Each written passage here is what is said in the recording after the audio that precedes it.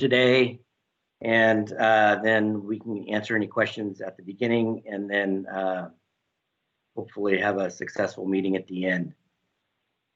So with that, Chuck, our chair, Mr. Chuck Bonham, the director of the Department of Fish and Wildlife, is there any beginning comments you would like to make, or just go right into the roll call? I would say what I said last time, John. Thanks to you and all the board members, and maybe more importantly, the 80-something participants from the public. I hope everyone watching is safe and healthy.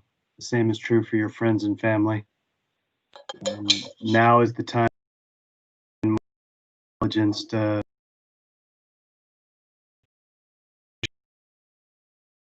we should hour or two of really happy stuff where we're hearing about great projects and then providing funding for getting stuff done in this fantastic place we call home, California. I can see John is on the cell phone. I can imagine he's taking a call from a board member who's trying to log on. So I'll just filibuster for a few minutes and say to our our vice chair, if my internet goes down, you're next in line. So I hope that works well for you, Elena, if that's what happens here. And then, John, so you're going to do a roll call. I'm present, and I bought you a few seconds as you were on the phone there. Right, I just spoke with Diane. She's having trouble getting on, but she's going to go through the website and should be able to get on. But I think all the rest of the board members are on. So with that, we'll do a roll call. Chuck's obviously here. Richard Gillian for Director of Finance, Keely Bosler. Here. Eric Sklar, President of Fish and Game Commission. Here. Alina Boakday, Public Member. Here. Fran Pavley, Public Here. Member. Here. Diane Colborn. She's not on yet, but I know she's trying, so we'll come back to Diane. Mary Kreisman. Here. Was that a here? Yes, here. Okay, and then for our Legislative Advisory Committee members, Megan D'Souza for Senator Andreas Borges. Here. And Catherine Moore, Senator Stern. Here. Katrina Robinson, Senator Skinner. Mr. Keith Chelino, Assembly Member Garcia. Here. Jim Metropolis, Assembly Member Friedman. And Michelle Savilla and/or Samantha Amana for Assembly Member Lamone. Michelle is here. Great. Here we do. Let's keep going. So with that, I would just like to get into some meeting logistics. As you know, this meeting is being held virtually, either through Teams, through Microsoft Teams, or through telecommunications on the telephone. And so I just like to remind everyone to please mute your microphones until such time as you want to speak or need to speak. And then for those using the telephone system, you can access the presentation that we'll be presenting today through the Wildlife Conservation Board website, and by going there and pulling down the presentation from the Meetings tab. And you're able to follow along. The format of the meeting will complete the first few agenda items, which includes a couple presentations this morning, and then go to the consent calendar items. And we'll take questions and comments from the board members, if any, for any of the consent and/or items. And then I will take public comment. And then I will also identify those letters of support that we received for any of the consent items. And then I will read the motion into the record, and then we'll complete a roll call vote. We'll then move on to the presentation calendar, which is items through 31. And I will introduce the project, notice of any letters of support, and read those names and letters into the record and/or opposition. And introduce staff who will provide an overview of the project. At the end of the presentation, I will ask the board member for comments, questions, and then ask the public for any comments. If, however, the board member has any questions or need clarification during the presentation, I would like you to please speak up. Public comments. For any member of the public wishing to make public comments, please state your name and affiliation. The order of the public comments that we will take today will be as follows. Like the last couple board meetings that we've had, we've asked folks to fill out speaker cards in advance. We have received a few of those. So I will call out the speaker card and the name on the speaker card in advance for the first ones going out. And then for those requesting to speak using Teams or chat, please raise your hand and or speak up. It'd be best if you raised your hand and I will be notified of your name and I'll call on you. And then at the end, if there's any folks on the phone system, please speak up and I will allow time for you to speak. And you'll need to remember to unmute yourself. So, and then once you speak, please mute yourself again. And I would like to ask public speakers, because this is virtual, we can't have a long public speaking comment or a person speaking a long time. So I would ask that you keep your comments to no more than 3 minutes. And then lastly, I would like to ask the board, like we have in the past couple meetings, that if you're comfortable holding off with individual motions for each presented project, and if you're okay with that, I will have one motion for the consent calendar, which would include items 6 through 24, and then another motion for all the projects presented, which includes items 25 through 31 and 34. However, if any board member wishes to condition the approval of a project or would prefer to have a roll call vote for any particular item, I will move the motion, read the motion into the record, and then complete a roll call vote, and then move on to the next project. So, Mr. Chair, that's the meeting logistics. Be happy to answer any questions if the board members have any. Otherwise, we'll get into the agenda. Any board member questions? And just real quick, I would like to check. Thank you. I would like to check to see if Diane Colborn was able to get on. She's still working on it. This is Rebecca. We're going to try a couple of other things. All right, great. Thank you. So we'll move on to item number 2 in the agenda. This is an item that's available for the public to make comments for all items that are not on the agenda today. Please limit your comments, and we do not have any speaker cards for this particular item, but I would like to ask that you either raise your hands and or speak up at this time, and we'll be happy to entertain your comments.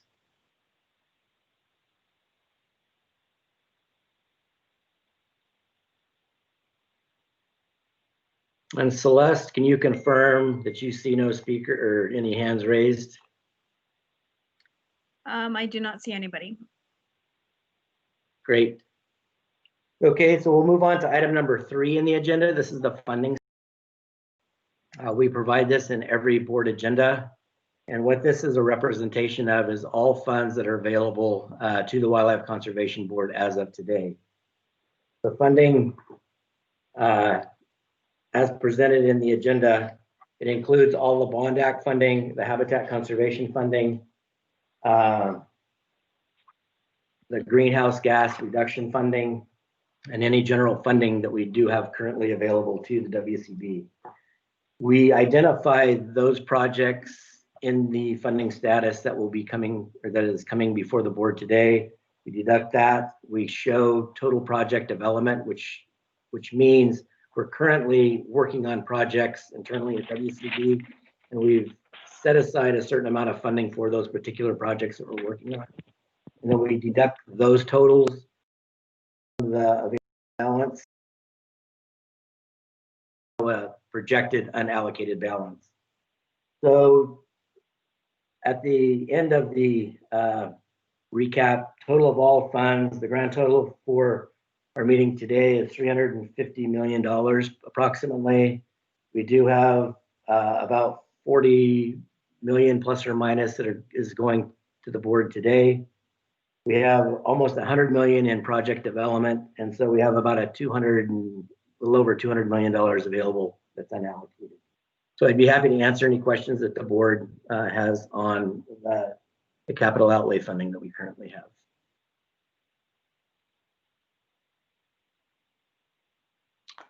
John, just one question.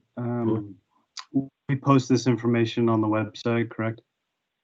We do. Yeah, it's in every agenda and then the minutes or the Great. presentation. And the presentations are on the website as well. And this information, I believe, is included in the presentation as well. So yes, we do it, but it's in every agenda, which is on the. And then I would just like to briefly, for the funding, we are working with the Department of Finance on our operations funding for next year. Typically, the Wildlife Conservation Board uses the Wildlife Restoration Fund as a clearing account. And the condition of the Wildlife Restoration Fund over the last year and a half has gone down. And so we're working with Department of Finance and agency to define and establish a new clearing account for WCB. And what might happen going forward is we may make direct expenditures out of the specific appropriations for OE&E. So we would take a portion, we would directly charge like a particular bond act or HCF, but we're working with finance on that right now. And I will have a full report on that issue probably in February or May of next year. And just to report now. Okay. So any questions, any public comments on the funding status?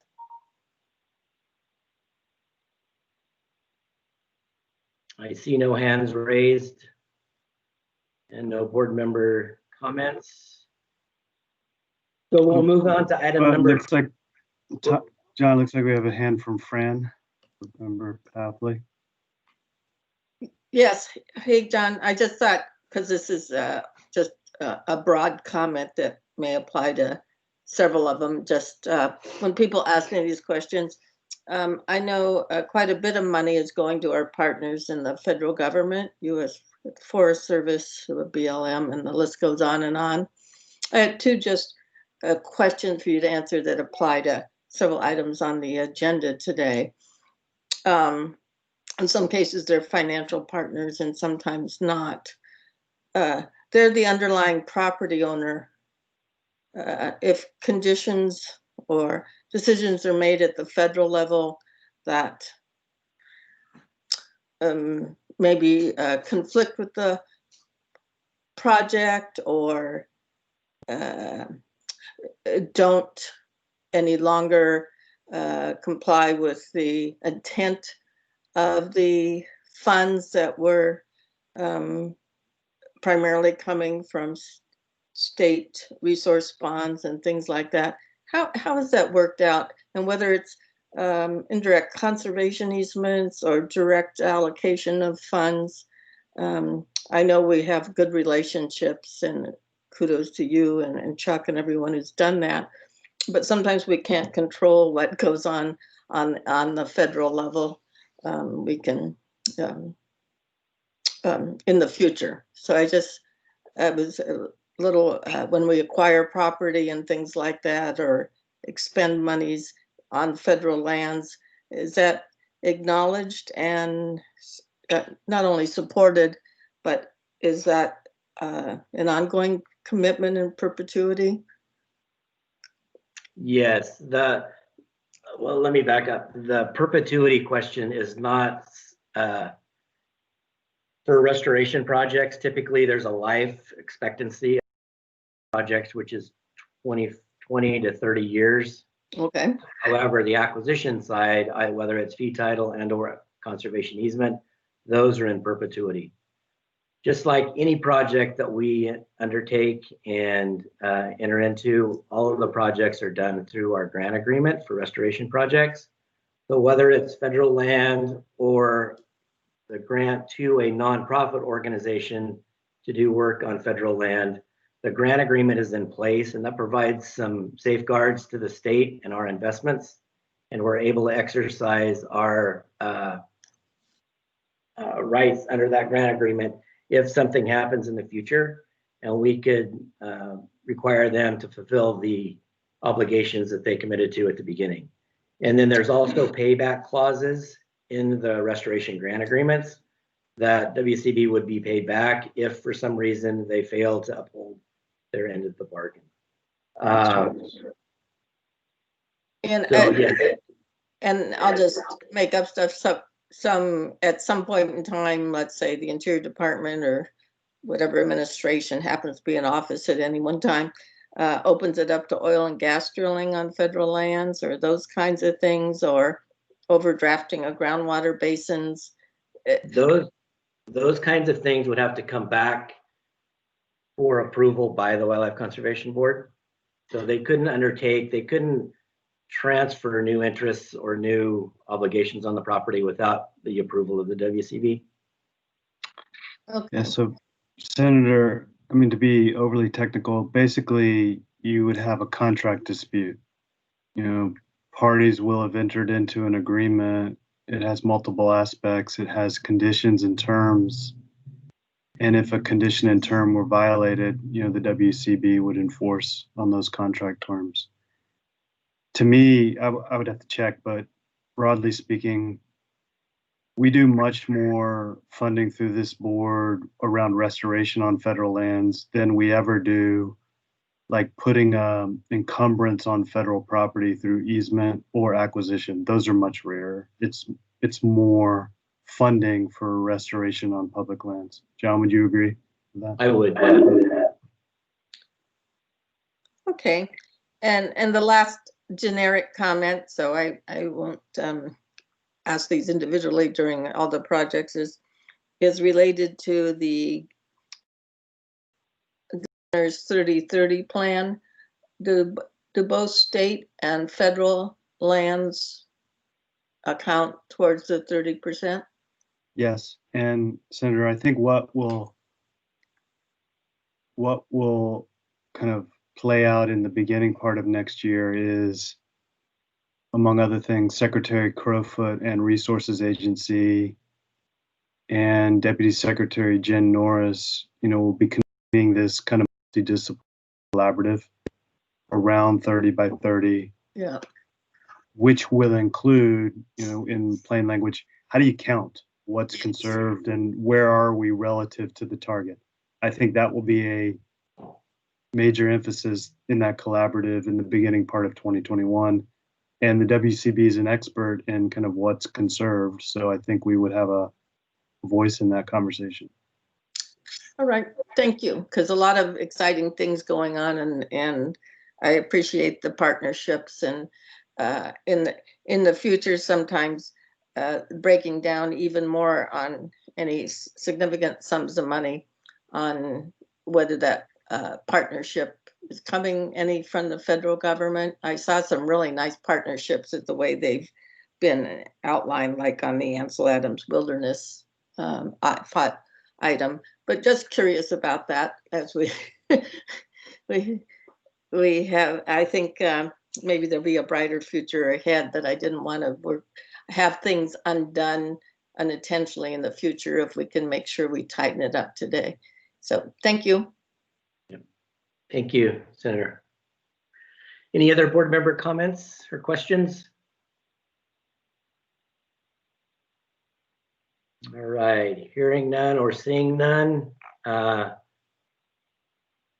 we'll go into item number 4, which is the Executive Director's Report. And we have 2 items today to present. One is the fire report. The board asked the staff come back and do a short presentation on the impacts of the fires for WCB investments over this past summer. So with that, we'll get into that, and then we'll also do a strategic plan reporting item, and staff are both prepared to do those. So the first one will be the fire impacts, and I'll ask Rebecca and or Scott McFarland to briefly go through this with you all. Okay, thank you, John. Good morning, board members. Well, wildfires are a natural part of California's landscape. the fire season in California and across the West is starting earlier and ending later each year. Climate change is considered the key driver of this trend. Warmer spring, summer, and fall temperatures, reduced snowpack, and earlier spring snowmelt create longer and more intense dry seasons that increase moisture, stress on vegetation, and make forests more susceptible to severe wildfires. The length of the fire season is estimated to have increased 75 days across the Sierras and seems to correspond with an increase in the extent of forest fires across the state. Some numbers for you to consider.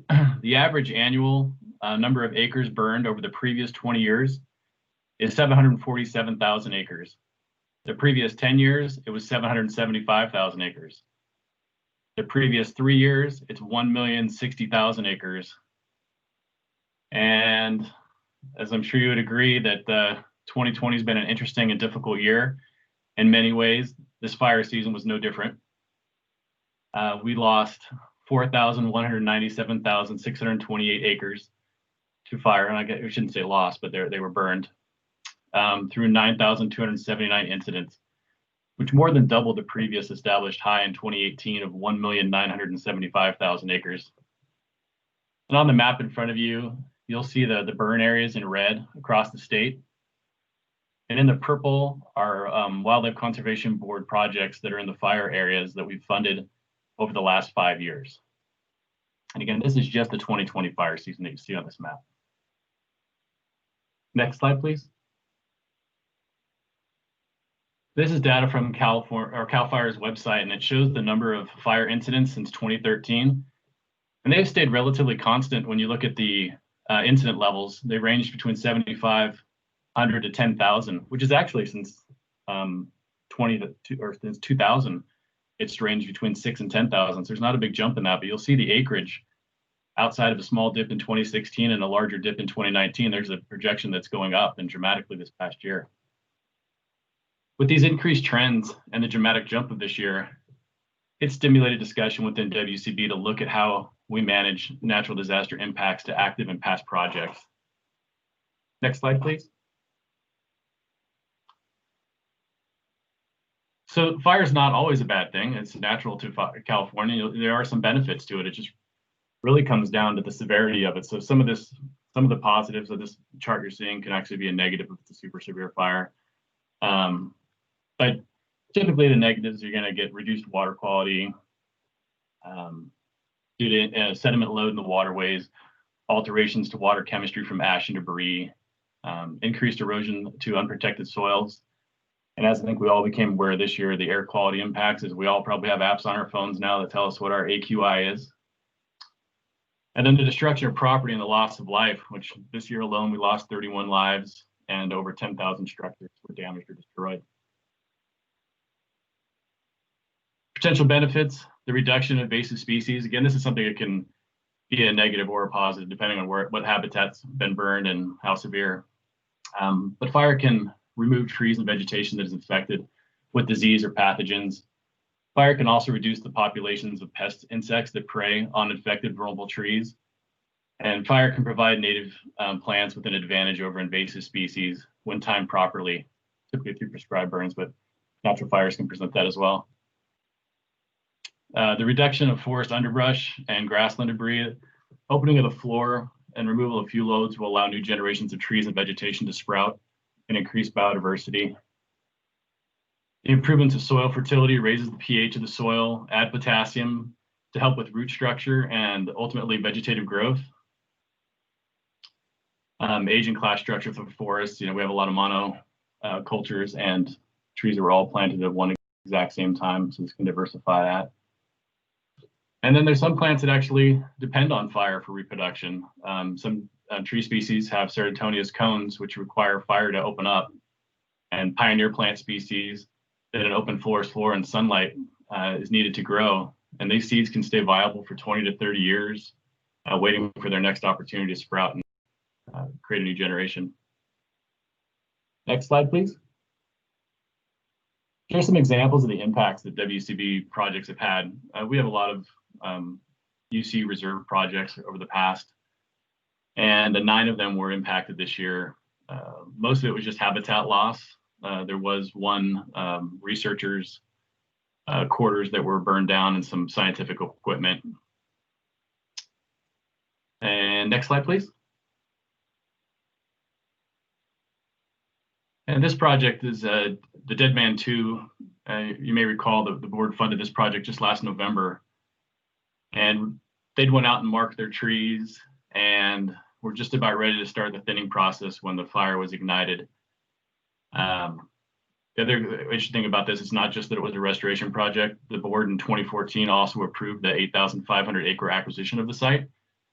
So it kind of hit us twice. But with this project, they're going to still be able to go out and remark the trees and begin a thinning process again. But one thing I wanted to point out, as fire can be beneficial, our restoration work does pay dividends, that a lot of this area had, not on this specific project site, but the area around it had already been thinned, fire breaks created, controlled burns, and those areas had dramatic reduction in severity of fire. And next slide, please. And this one is in Montecito.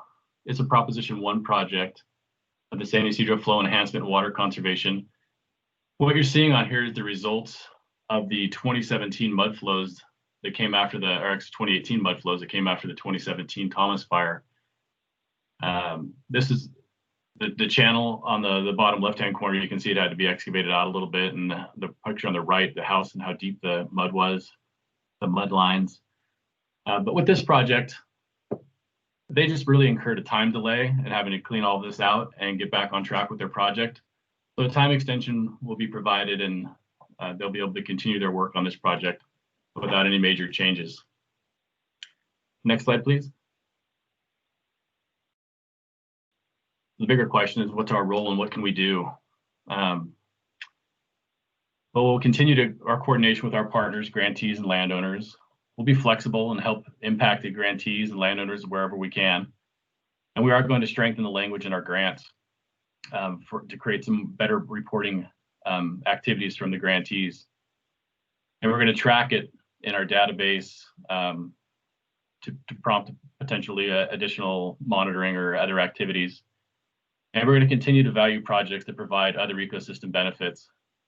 And as we've done in the last 2 years with our forest program, we've prioritized fire recovery projects, and we plan to do so again. PSN. And next slide. I think that's it.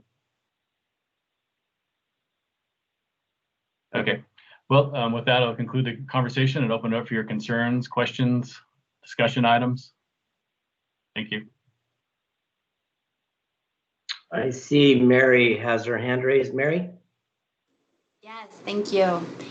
This is great. Thank you so much for preparing this for us. It's really helpful to see and understand kind of our alignment with what's going on statewide. We can do really good to see kind of how we're going to prioritize restoration and fire recovery and think about more feedback loops around the impacts on the projects and the regions that we're working in. My question is just around forest health, the thinning.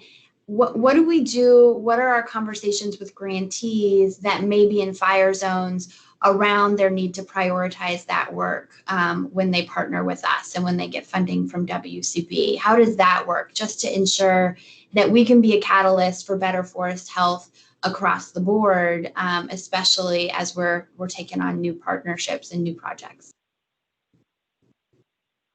I think it's just really important for us to stay connected with our grantees and just continue to have those discussions around that very issue. I think, and particularly through our forest program and others, we prioritized fire recovery and or fire resiliency type work on the ground. And so to the extent that we can continue to support that kind of work and request that kind of work and projects that come in for our evaluation before we fund them, I think, just getting the word out and continue with our partners and grantees to support that kind of work. So right now, just to clarify, oh, I'm getting some sort of an echo. Right now, just to clarify, we don't have any requirements in our application process that folks have to or have to plan or have a plan for kind of forest thinning, forest health measurements? If it's a forest conservation project and there's a forest thinning type project, they do need a management plan for that. So we would require that in the grant agreements, but just generally, we don't have just a general requirement for all forest projects to do a plan.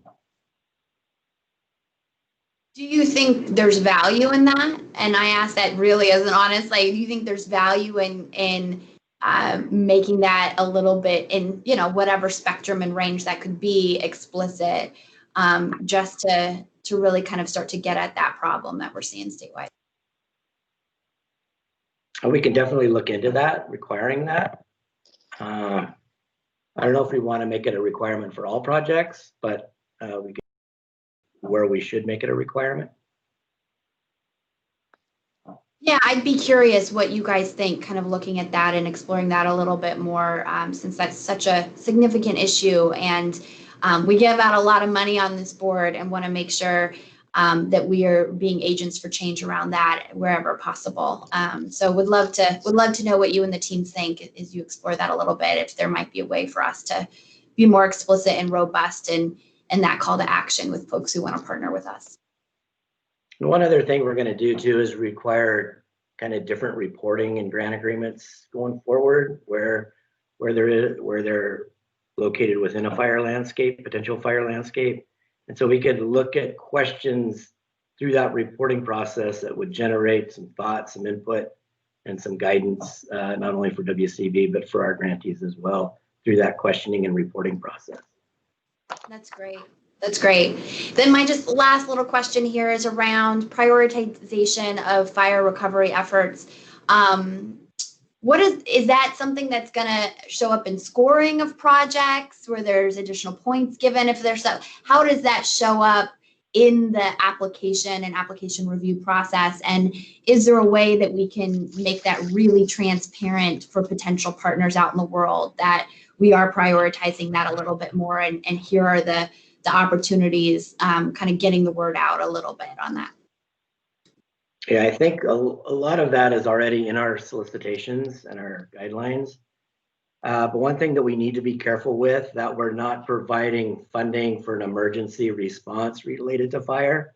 You know, we need that long-term commitment, that long-term resilient type project in order for us to spend our bond funds on. So we have to look at the project on a case-by-case basis and make sure that it's a long-term capital outlay type project. So we've been approached to provide some early emergency funding for projects, but that's the kind of project that we're not set up to do, at least right now. We can't do short-term type projects that would be emergency type projects for fire recovery. But we do work with a lot of organizations, not only on projects that we currently fund, but then also projects into the future where, you know, we have those discussions and what is the best, you know, actions on the ground that we could do to help recover from a fire, but then have long-term restoration goals set for recovery of that ecosystem generally. So we do that now. Yeah, and John, if you don't mind, I can add a little bit about the application process if you want. Please. So with the forest program, if my memory serves me right, we have 3 priority elements. One of them is fire recovery. The second is meadow restoration, and the third is aspen stand restoration. Meadow and aspens were something we chose because of the biodiversity. It's really one of the hot spots of the forest. So being the Wildlife Conservation Board, it seemed fitting to focus on. And then fire recovery, again, is another huge wildlife benefit, and that's been our other priority, and that's why it's been on there for the last 2 years and will continue. But when you go to the point system, the number one way to get the most points is to meet the priorities of the PSN. So any project that meets those 3 criteria really jump to the top very quickly. So it does get quite enhanced. I'm not sure we could have, there's a lot of room to apply more. And Scott and John, the only question I have is, and I'm not advocating this, but would the board have flexibility if it's so desired to add additional points within those priorities for a tailored PSN? I mean, that's in our discretion if we were to decide that. Yes. Yes. Okay.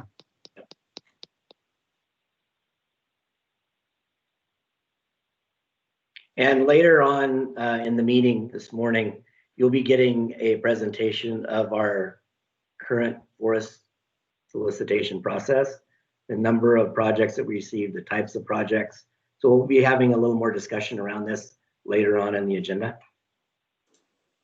This is great. Thank you all so much for preparing this and for the great answers. I'm really happy that we're going to be tracking this a little closely and starting to kind of, yeah, it sounds like you're already doing great work on this and that we're just putting a little bit more intention on it, and really appreciate that. Thank you. You're welcome, Mary. Thank you for the questions. All right, I don't see any other hands raised at this point. Does any board member want to speak that don't have their hands raised? And I just want to check in real quick too to see if Diane made it on.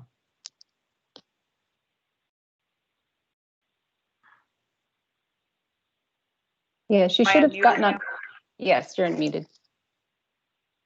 Are you here, Diane? Yeah, am I unmuted now? Can you hear me? Yes. Okay, yes, I am here.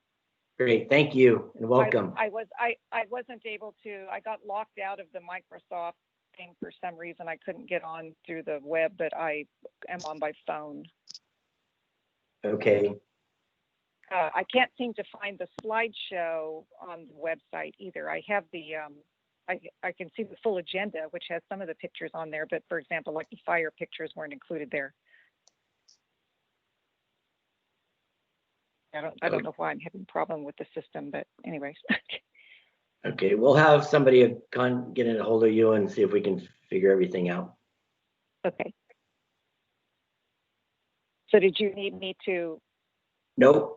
No, I just wanted to make sure that you got on and that you can hear us and that you can participate if you want to. Yeah, okay. Did you call for a vote yet on anything? No, not yet. Okay, all right, okay, thank you. Okay.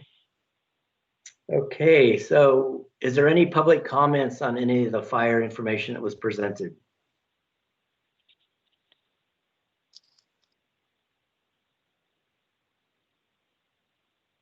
Celeste, can you confirm no hands raised, please? I don't see any comment or hands. Okay, great. All right, we'll move on to the next presentation, and this is the strategic plan reporting. I'm kind of excited about this particular presentation for you all. This will be an informational report, report out on the progress that we're making as staff and a board for goals and objectives that we set ourselves in the strategic plan update of 2019. And Rebecca Friss will give you the report this morning and follow up with questions and answers at the end. Rebecca? Great. Thanks, John. Good morning, board. Excited to be back to talk to you about progress we've been making under the strategic plan. So just want to provide a little bit of context, and then I'm going to go through some data with you. All of this is in the board packet that you got mailed out to you, and that will be online. But just to remind you that the WCB did have an original strategic plan developed in 2014. And then soon after I came on board, we underwent a additional process to update that plan and had public comment, had some public meetings, and you guys approved the update in August of 2019. And so the big deal about doing that update was to, one, kind of really highlight the types of activities that we wanted to focus on over the next 5 years, and really have some quantifiable objectives so that we could say more about what we are doing to meet our initiatives. And so what happened since that plan was approved was that for each meeting after August 2019, staff are picking the specific objectives that they're meeting in that update. And so each project meets maybe 2 to 6 objectives, and those all get placed into our project tracker. In the strategic plan update, there's different timing for the objectives. Some are 5-year objectives over the life of the plan. Others are annual objectives. We had a few in there that were kind of date specific. But anyway, what I'm going to present today is really just the data that has happened since November of 2019 through August of this year. And so I'm giving you this kind of initial update, but then the intent moving forward was would be that in each of our year-end reviews, our annual reporting, we would provide the data for what objectives have been met for that specific year. Next slide, please. So again, just to remind you, these were the goals that were laid out in 2014 and they still stand today. And so next slide, please. And then these were the strategic initiatives. So here's where we really wanted to get a little bit more specific about what we wanted to do under these different initiatives. And, and these align very well with the administration's initiatives and Fish and Wildlife. So it's all about, focusing on climate change, biodiversity, public access, ecosystem services. Next slide, please. And then also partnerships, a big key and always been a huge part of WCB is our partnerships, our organization and transparency, our leadership in natural resources, and then our monitoring program. So I want to just go through a few slides and I'll try to go through these in a little bit of detail to show you kind of what has happened. So next slide, please. So the data I'm presenting, again, is from November 2019 through August 2020. And it represents 141 projects and represents about $147 million in spending. And that's actually a little bit higher than kind of the more recent average with the continued Prop 1 funding and the Prop 68 funding, where we've done 5 solicitations, competitive solicitations last year and again this year. We've really been able to do quite an amount of work, and it's been fantastic that staff has really been able to keep their productivity even when we all went into a telework situation. So this slide here is just a graphic that kind of shows overall for the objectives that are both project specific and staff activity specific, that we've already met about 53% of our goals in our plan. And then the remaining are either on track or in progress. So that's a great start for year 1 of our strategic plan update. Next slide, please. So this slide gives you a little bit more specifics about a subset of the objectives. So like I said, some of them were 5-year objectives, some of them were annual objectives, and these are specific to projects that we're funding. So there is a key in the full agenda if you want to see the full descriptions of the objectives. These are just short descriptions here. But for example, if you look at just the first line here, objective 1.1, which was about developing overcrossings, wildlife overcrossings or undercrossings for connectivity. Our annual objective in the plan was to do 3 a year. And then you'll see that we actually did 4 in this reporting period. And you'll see here a different way to look at the data is to look in the bar chart, where again, the green bar is the target that we set for ourselves. And then the bluish purple bar is the actual target of what happened over the last 5 meetings. So you basically can see that we're really doing a good job at meeting some of our annual objectives. Another example, 2.3 here is addressing California Water Action Plan priorities. And of course, our Prop 1 stream flow program is very focused on that, but we also have other projects that meet water priorities as well. So that's just a representation of some of that data. Next slide, please. So this table shows the objectives that had the 5-year target, so over the 5-year period of the plan. And again, you'll see the objective itself and the short description of it, the target that we had for over the 5 years of the plan. And in this instance, you'll see that really for a majority of these, we have met even the 5-year target already here in the first year. So again, on the bar chart, the green is the target that we set for ourselves, and then the blue purple bar is the number of projects that we feel actually met that objective. So there are a couple that are still in progress. For example, 2.1, we want to do 10 oak woodland projects. We've only done 4 to date, and that in part is because we haven't had specific dollars focused on oak woodlands. So that would be an area where we could prioritize maybe looking for funding in the future to do more oak woodland projects. Again, we're also doing really well in some of these areas. For example, 3.4, which is non-consumptive wildlife recreation. We're targeting doing 10 projects in that area. We've done 45. So a lot of our projects provide those non-consumptive benefits, which are bird watching and hiking, of those types of activities. Next slide, please. So this again is just a different representation of just the data for all the objectives that were annual or 5-year that were related to projects, the types of projects we're funding. So overall, just for this category, we've already met 78% of those objectives, and the remaining ones are on track. And I think there's one more table. Next slide, please. And so for this graphic, this is some of the other objectives that we laid out, which are really more staff activity oriented. So they're more about public meetings, developing new partnerships, sponsoring conferences and some of those types of things. So for those, you'll see that we've met a quarter of those so far, but then the rest of those are on track. And a few of them are in progress. We have a few identified that need to happen this year that we still haven't completely met yet. A few of these staff activities have been affected either by budget cuts or by COVID activities. So for example, one objective that we had was to 6.1, we've made it, but not 6.1, we've made meetings accessible. 6.2, we wanted to have some online software purchased for our application process. We weren't able to do that due to budget issues.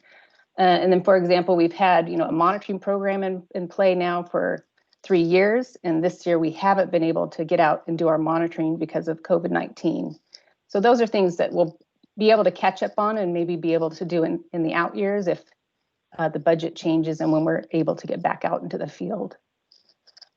But overall, I think the message is, and what's exciting about this for me is that we now actually just have real data where we can actually show what we are doing for different types of objectives. And so, for example, to get back to the 30 by 30 exercise, just for this data that I'm showing here, we can say that we have in conservation easements or acquisition have actually conserved over 26,000 acres, so for this reporting period. So when agency and others come to us and say, hey, how are you going to help us meet the 30 by 30 goal? We have the data just to hand over and provide them and say, yeah, this is what we're doing, and then we'll be able to continue to provide you this level of information moving forward. So we'll be working very closely with agency on the 30 by 30 initiative. And this also just provides us data, in general to see where we're doing a good job, where we could use more funding in the future.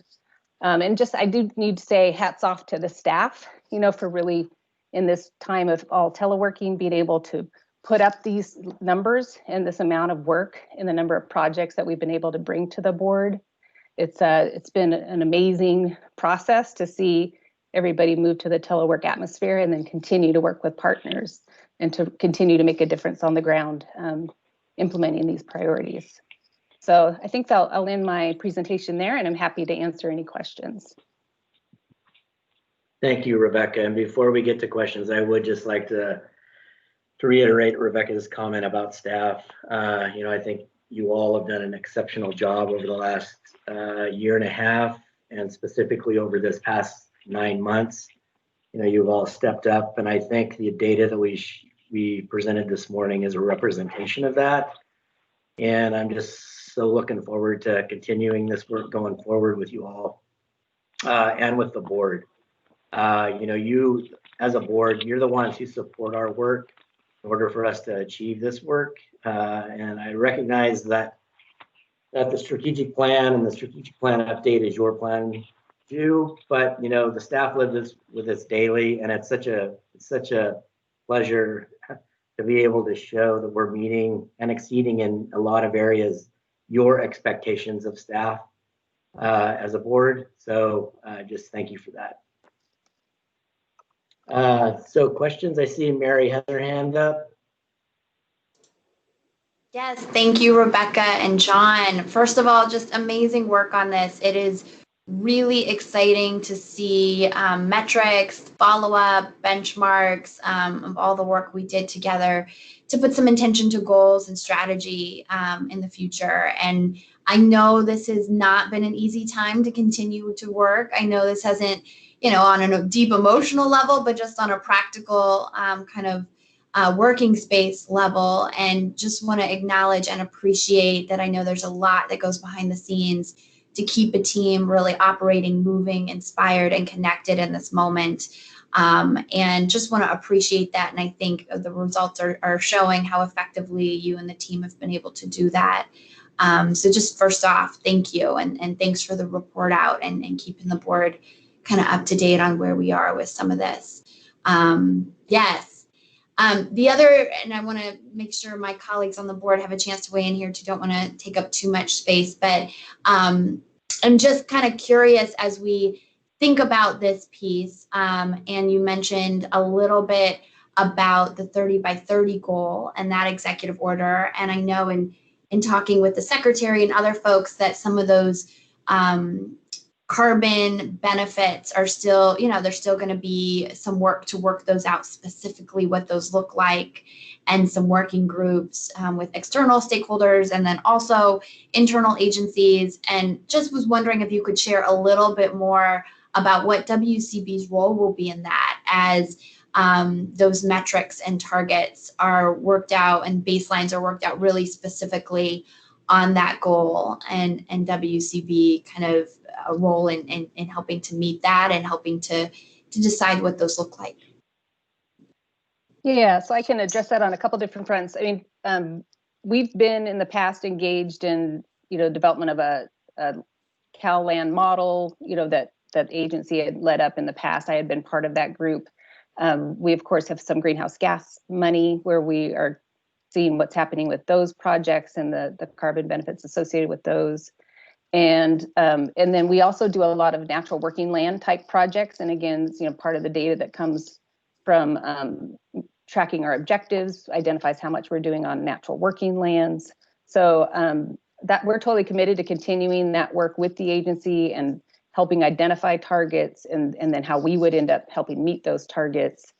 We've got a history, we're coordinating with the Air Resources Board on the greenhouse gas initiative, and then I'm coordinating with agency on all the other kind of carbon sequestration groups and other policy forums that are happening now. Great. It would be wonderful to get some, when the appropriate moments are, updates to the board and to the public on what that looks like in these meetings. Just when you feel like those benchmark moments are, just to kind of stay intact there. It's really exciting work happening, and excited that there's some cross-department stuff going on. In looking at these objectives, I also was curious, some of them, for example, meeting the public access program, objective met, which I feel like we should have a little celebration about. And it makes me also wonder, do we feel like we shot too low? Do we feel like we should have kind of stretched more on that goal? What's the sense on some of these where the objective is met this soon into the process? Do we feel like there's more to be done? And how are we going to kind of handle some of those that we are, overachieving in right now? Yeah, Mary, let me wait. I want to answer that question if you don't mind. Yeah, I think we were a little conservative in our update for projects going forward, but we're still going to do these kinds of projects. We're still going to continue to exceed in these areas. That's what WCB is about. We're conservation and public recreational, outdoor recreational organization, and we're going to continue these kinds of projects as long as the funding holds out. That's a big key into the work that we do, is having the funding available to help us achieve this work.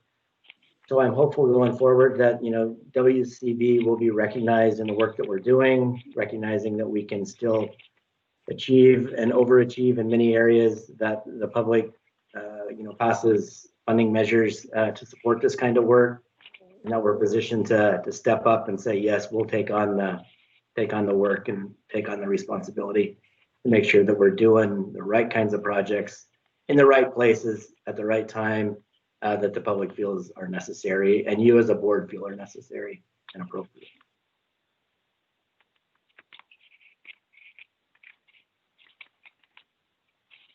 All right. Was there someone else that wanted to add? Yeah, I there? see Chuck has his hand up. I think the vice chair had her hand up first, so Oh, okay. her and go second. Yeah, I'm having trouble seeing hands come up. So Celeste, make sure you monitor that for me, please. So Alina? Thank you. So just want to echo, Mary's comments on, congratulations on a tremendous accomplishments for meeting a lot of the objectives and frankly, an extremely fast timeline. And, as we know, even working within the context of COVID, which has added even additional stresses to the work program. So just, congratulations to the staff. I think this is really great. I'm just curious on, I had a similar question as Mary, just in terms of where the ones we have met and, frankly, exceeded significantly, look like based on some of the numbers. If we could, as we plan for future objectives and continue on developing our implementation work plans, really thinking about, whether it makes sense to think about what our thresholds are. But I'm curious on some of the, just maybe in a future update, just what the impact has been on doing workshops. I know you've done work on some of the website in terms of increasing kind of accessibility, I guess, about the different grant programs. I'm just curious, over time, seems like the numbers have gone up significantly in terms of the number of grants that you're getting, grant applications that you're getting. And so just wondering if there's that, what the correlation is with, if we can track that or show that if we're, we've now implemented doing, workshops for different grant programs, we now have seen, a threefold increase, on grant applications. I'd be curious to just kind of see what some of the, the impacts are of some of these strategies, because I think this is great to know kind of we've met the strategy, but I think, it's maybe at a future meeting, pulling a couple of them out to see how that's actually what the impact is of the, some of these strategies related, I think, to continuing to increase the outreach and accessibility of the grant program. So anyway, I just wanted to say job well done and really excited about the progress and the work that's been done around the strategic plan. So thank you. Thank you, Alina. And we can definitely, because, we maintain the numbers of applications that we receive, the number of pre-applications that we receive. So we can report out that sometime next year as well when we report out again. Okay, great. Thank you.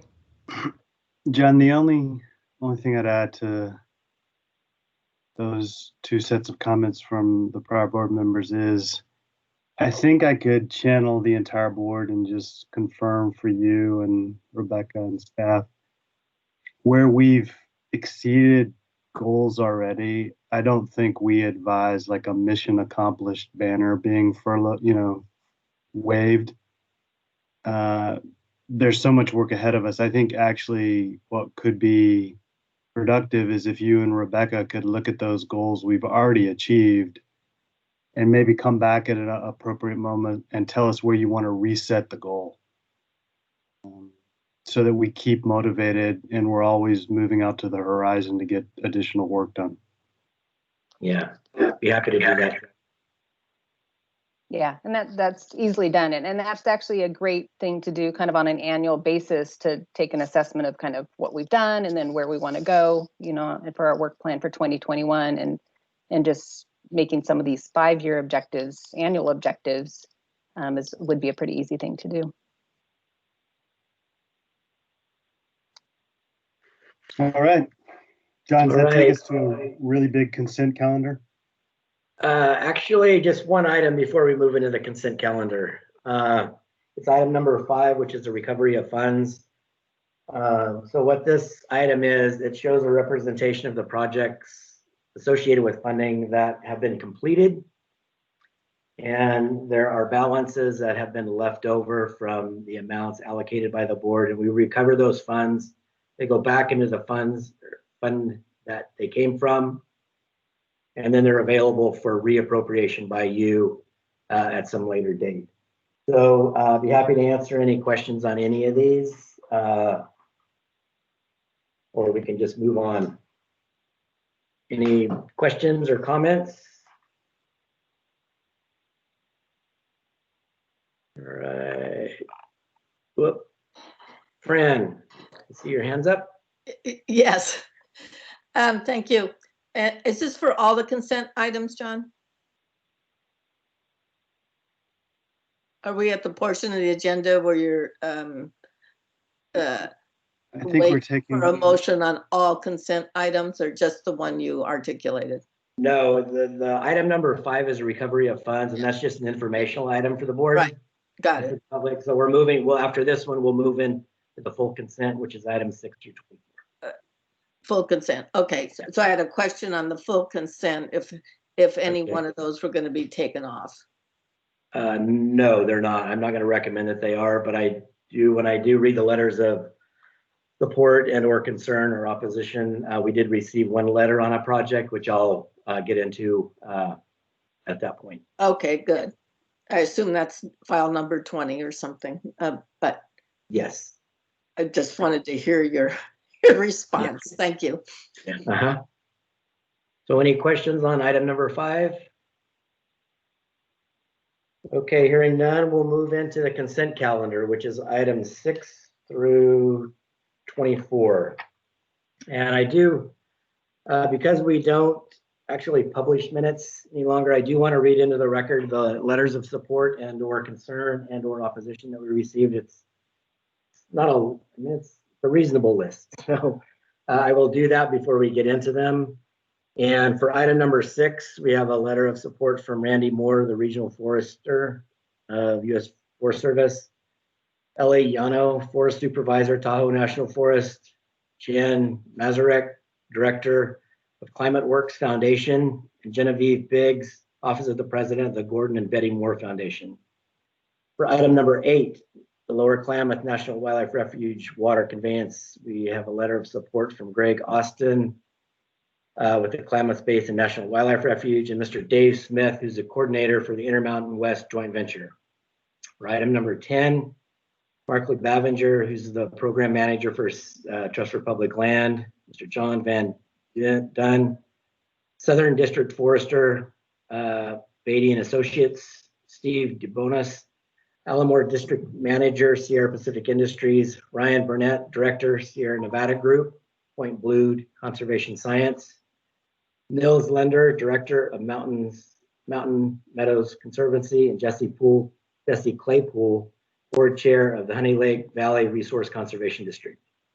For item number 11, Mr. Dave Berlins, District Ranger, U.S. Forest Service, Plumas National Forest, Peggy Moak, Butte County Federal State Land Use Coordinating Committee, Eric Young with the University of California, Davis, Rich Barnhart, Station Director, U.S. Forest Service, Pacific Southwest Research Station, Jessica Lopez, Tribal Chairwoman and CEO of the Concow Valley Band of Maidu, Daryl Wilson, Chairman, Butte County Fire Safe Council, Jamie Irvin, Fire Restoration Advocate for the Sierra Forest Legacy, John Messina, Unit Chief, Butte with CAL FIRE, Jamie Irvin, Sierra Forest Legacy, Brittany Dyer, the State Director of the American Forest, and Mr. Steve Roberts, District Manager of Sierra Pacific Industries. For item number 12, we have Mr. James Beard, Chairman of the Sierra County Board of Supervisors, Doug Lofton, Chairman of the Yuma County Board of Supervisors,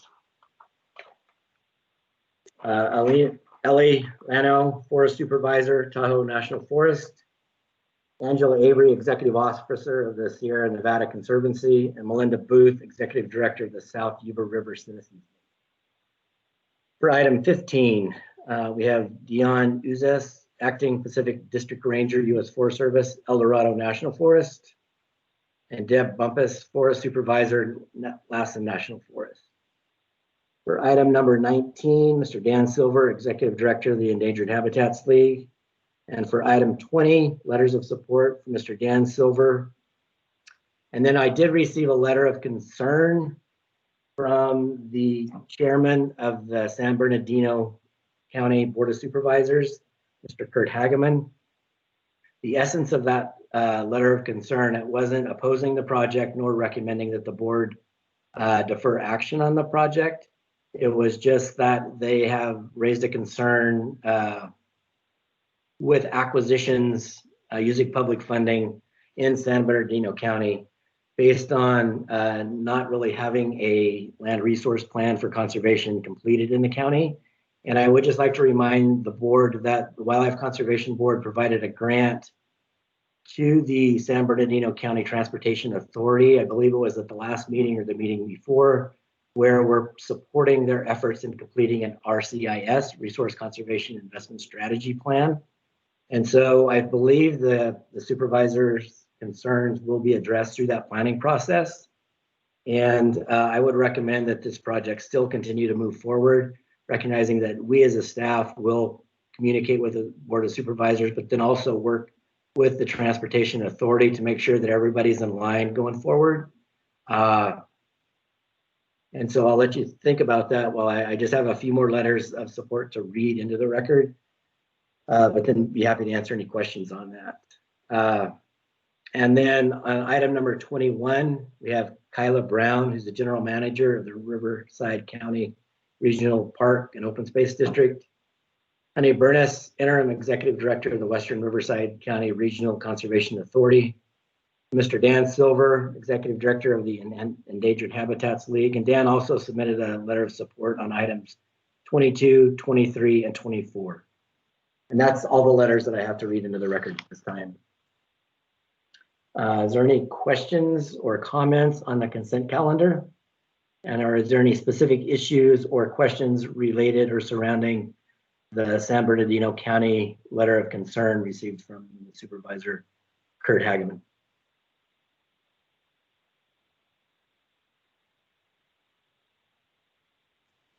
None from me, John. Great. I don't see any hands raised. So Celeste, can you just confirm that? I see one from Senator. Fran has Yeah. her hand raised. Yeah, Fran? I think you might be on mute, Fran.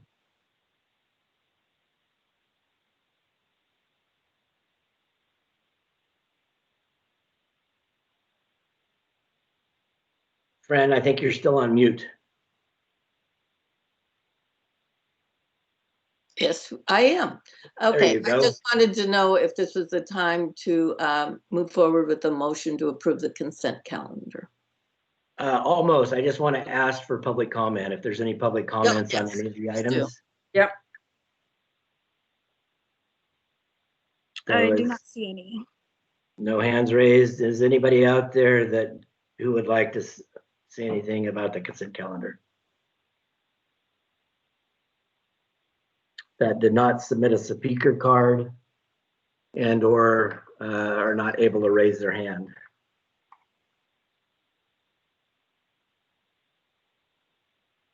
Great, hearing none. So Fran, I think we are ready for a motion, and I will read the motion into the record if you're all okay with that. And then we'll take a roll call vote. So if I can get one of you to move it, and then I will read it into the record. I'd be glad to move the approval of the consent calendar per your recommendation and wording of the item. All right. I'll Second. second it. This is Alina. All right. Okay, so the motion is staff recommends that the Wildlife Conservation Board adopt the written findings and approve all the individual projects identified by staff as suitable for funding up to the amounts listed for each and listed as consent calendar items 6 through 24 as identified in the Wildlife Conservation Board final meeting agenda dated November 18th, 2020. Authorize staff to enter into appropriate agreements necessary to accomplish these projects and authorize staff and the California Department of Fish and Wildlife to proceed substantially as planned. So with that, I will do a roll call vote. And so Chair Bonham, Yes. Alina Bokde, Yes. Diane Colborn, Yes. Mary Kreisman, Yes.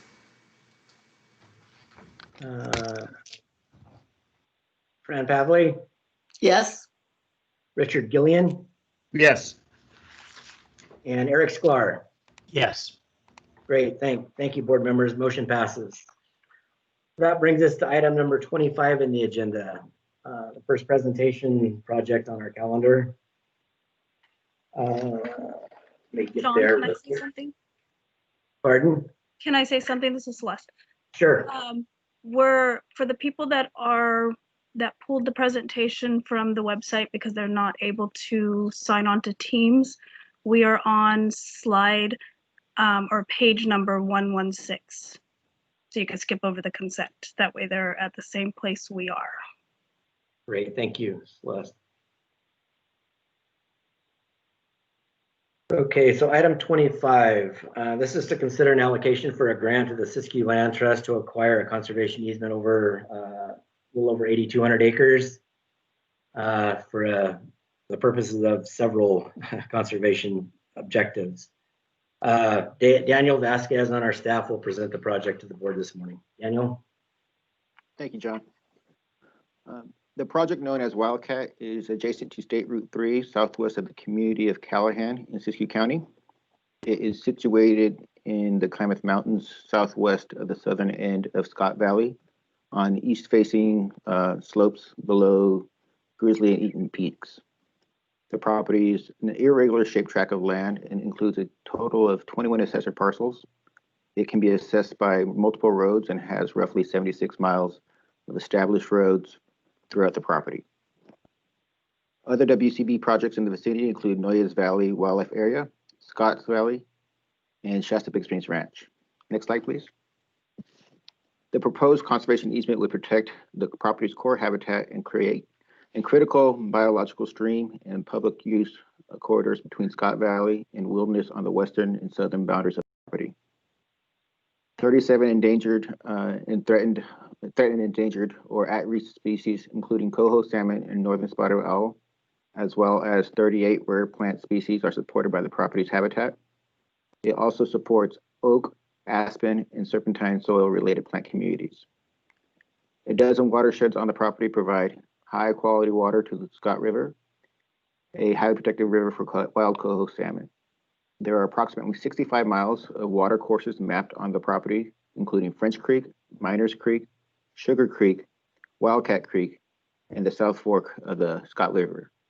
Next slide, please. The property is within CDFW's Mount Shasta Headwaters Forest Cap and is designated as a legacy forest. The primary purpose of the cap is to conserve forest habitats within and across planting watersheds, protect watersheds important to water supplies and salmonid recovery, protect native species, contribute to the protection of at-risk species, achieve habitat and natural lands connectivity goals, and support climate adaptation strategies, minimize risk to natural resources from current or alternative land uses, and provide for public recreation opportunities. Next slide, please. Under the terms of the easement, the landowner will be allowed to continue selective harvesting in accordance with the forest management plan. The selective harvesting of trees would include foresting that will benefit forested and riparian areas and help achieve a more fire-resilient landscape within the easement. SLT will hold, manage, and be responsible for monitoring the easement per WCB grant terms. Next slide, please. The easement will enhance diverse habitat important to species as well as water quality and flows to the Scott River. It will also increase carbon storage and make a substantial contribution to the state's efforts to reduce greenhouse gas by extinguishing development rights on the property. Forest management under the easement will increase average tree diameters, native tree and plant species diversity, and general stand health and resiliency to natural disturbances, including wildfire. Staff recommends approval to the proposed. In this meeting are Kathleen Hill, representing the Siskiyou Land Trust, and Bettina Von Hagen, Dave Powers representing EcoTrust Forest Management. Thank you. Any questions? Great, thank you, Daniel. So I do see Chuck has his hand up. Hey, Daniel, one question. I understand the land trust holds the easement. Who owns the property? They're related to the EcoForest Management. So it's Wildcat is the landowner, but they're the EcoForest Trust Management. Yeah, the actual landowner, Chuck, is Wildcat Whiskey Limited Liability Company. Okay.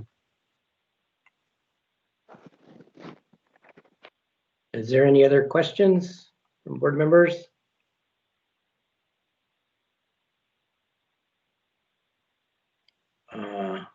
Fran has her hand up.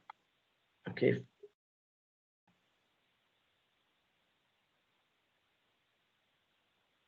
You might be on mute.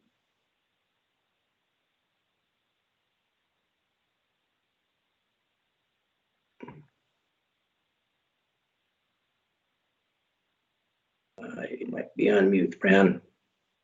Okay, with change of owners over time, potentially on this property, because it's not a conservancy or state agency, the validity of the conservation easement staying with the property.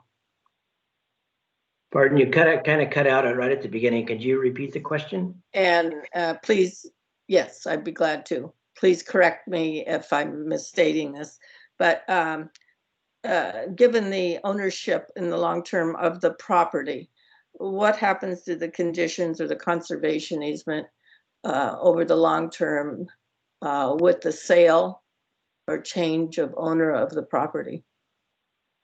The conservation easement will remain in place in perpetuity over the property. Any subsequent change in ownership, any new owner would have to recognize and accept the property condition on that conservation easement. So the conservation easement will remain in place, and any subsequent new owner would be required to fulfill the intent and the obligations under the conservation easement going forward. And that's recorded in the county? How's that done? It is. It's recorded in the county. Would also, any subsequent new ownership, once you go through your title work, the title documentation would show that there is a conservation easement recorded against the county. In addition, as all of our grant agreements, we require a notice of unrecorded grant agreement be recorded in the county as well. In addition to the conservation easement, the notice of the conservation easement being acquired using grant funds issued by the state of California, that's also recognized on title. So any future owner would know that there's also a grant agreement associated with the conservation easement and ultimately the ownership of the property. So it's kind of double protected. Thank you. And conservation easements are countable in the 30-30 plan? I believe they would be. I don't know for sure yet, but I'm assuming they would be. Seth, can you? Senator, I don't think that collaboratives asked and answered that, but my view would be it's countable, and I think that'll be the purpose of the beginning next year kind of dialogue. Yeah, it's not an acquisition, and I'm a supporter of conservation easements, but we've watched unintentional challenges in the Santa Monica Mountains over times on what happens with conservation easements, because they require monitoring and management, especially with changes of property owners and uses, like trail access and things like that. Yeah. Okay, any other board member comments? Seeing none, we do have 3 speaker cards on this. Mr. Dave Powers, the Conservation Director of EcoTrust Forest Management. So, Dave, remember to unmute yourself if you want to speak. You hear me? We can. Can you hear me now? Yes. Okay, thank you. Chair Bonham and board members and Director Donnelly, my name's Dave Powers, the Conservation Director for Eco Trust Forest Management, EFM. And EFM would like to sincerely thank the WCB for support of the over 8,000 acres of exceptional wildlife, botanical, fishery, water quality, recreation, and climate change resiliency benefits that their support of the CE acquisition will result in. And it's greatly appreciated not only for these intrinsic values in the 8,000 acres, but also because it's been a catalyst for us at EFM in working with the Siskiyou Land Trust, CAL FIRE, and other partners to pursue conservation protection for the entire 40,000 acre ownership of our ownership in Scott River headwaters. I think that this type of support is critical to us doing the type of forestry and also pursuing this enhanced, expanded conservation value. And I, again, just want to really thank the WCB again for their vision and support of this project. And based on 10 years of serving on the Oregon Watershed Enhancement Board and relying heavily on staff, I also want to thank the WCB staff who've worked hard to make this happen. Great, thank you, Dave. The next speaker is Kathleen Hitt, Conservation Director of the Siskiyou Land Trust. Kathleen? Hello, I'll just checking in to make sure you can hear me. Yeah, it's kind of hard. We can hear you, but barely.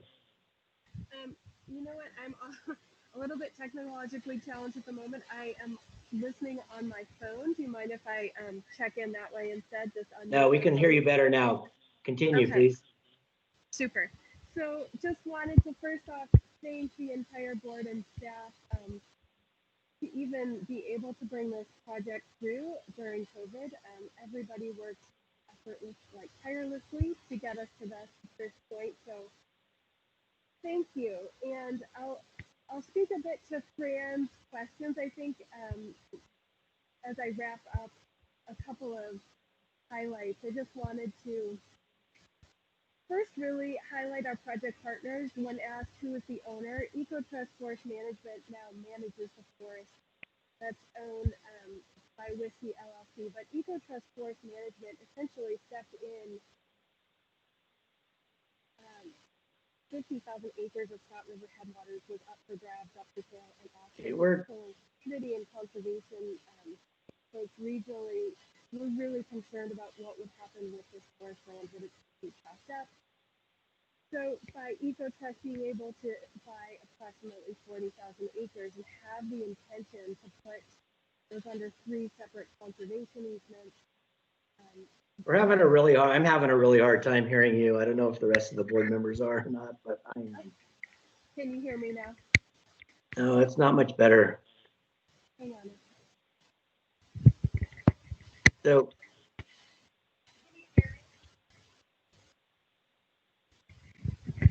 I'm going to try one more time. Can I just actually talk through my phone connection? Sure.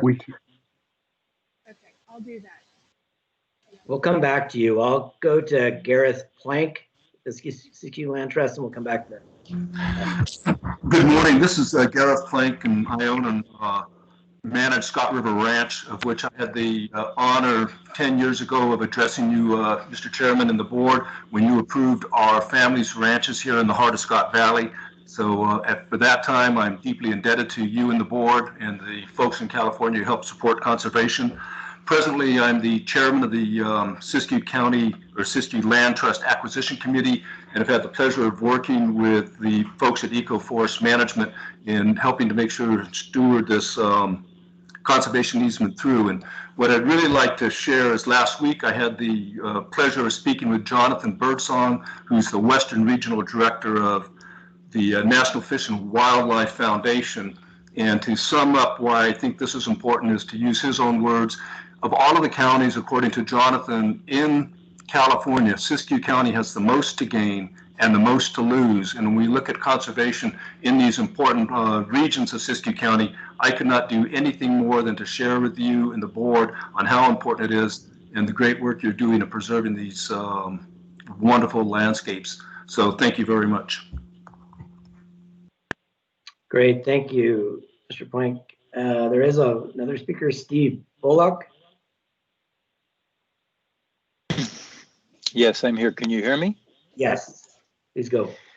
I just wanted to pipe in with a word of gratitude, and really we're thrilled at the Siskiyou Land Trust at the opportunity to work with EFM and to receive this grant money to move these large projects forward.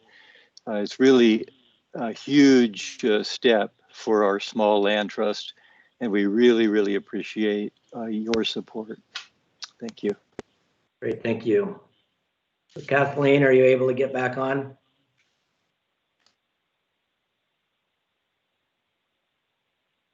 I don't hear Kathleen, but I think we got the gist. Is there any other comments for this particular project? I don't see any other hands raised. And I have no additional speaker cards. So do you need a motion, or do you read the motion? What I would recommend, Chuck, is that we hold off with the motion unless the board would like, and then we'll have one motion at the end of the presentation. Oh, That's okay. all the presentations. We move all the agenda. Got it. Yeah. Okay. Unless the board has any conditions or anything they want to specifically require on a particular project. If not, then what is this? We will do is assume that the actual motion that's in the agenda, and then I will read that at the end, and we'll do one just like we did the consent. Makes sense. Okay. All right, so moving on to item number 26. This is a project for an allocation to the grant to the San Joaquin River Parkway and Conservation Trust, an organization that works down along the San Joaquin River in Fresno and Madera counties. There's great work along the river in cooperation with the San Joaquin River Conservancy Board as well. Daniel Vasquez will also present you this project this morning. Daniel. Thank you, John. This proposal is to consider the allocation for a grant to the San Joaquin River Parkway and Conservation Trust to acquire 76 acres on behalf of the San Joaquin River Conservancy for the protection of riparian habitat and provide future wildlife-oriented public use opportunities. The property, known as Sumner Peck Ranch, is located on North Friant Road, south of the community of Friant in Fresno County.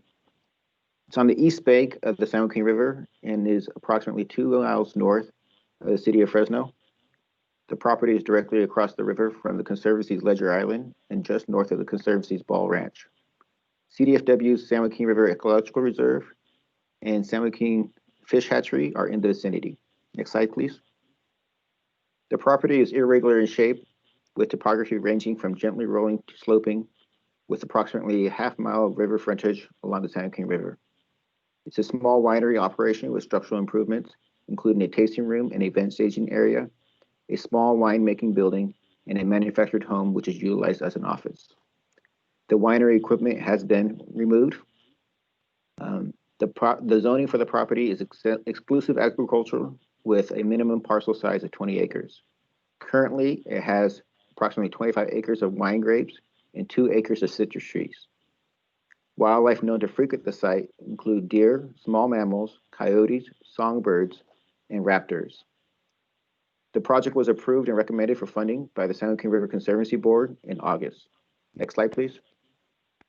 The property is in the planning area of the San Joaquin River Parkway, a natural and recreational area in the San Joaquin River floodplain that begins from Friant Dam and extends roughly 22 miles along the San Joaquin River to State Route 99. The parkway includes portions of Madera and Fresno counties, in the city of Fresno, and the planning area varies in width from a narrow wildlife corridor where river bluffs are steep and close to the river, to extensive floodplains of several hundred acres. Next slide, please. The property will be operated and maintained by the Parkway Trust. For approximately 30 years, the Parkway Trust has worked closely with the Conservancy and other state and federal agencies towards creating a continuous greenway along the San Joaquin River. The Parkway Trust would manage the property for public access and wildlife habitat conservation purposes. It intends to operate the site as a farm and special event venue in the short term. This will allow time for the Parkway Trust to acquire funding and plan habitat enhancement to return the site to wildlife habitat and create a public trail system for public recreation. Next slide, please. The Parkway Trust would also develop a restoration and operations plan along with the Conservancy and other stakeholders. The plan would take advantage of the property's potential for recreation, such as nature observation, river access, and hiking. Staff recommends approval of the project as proposed. In this meeting are Sharon Weaver representing the San Joaquin River Parkway and Conservation Trust and John Shelton representing the San Joaquin River Conservancy. Great, thank you, Daniel. Any board member comments?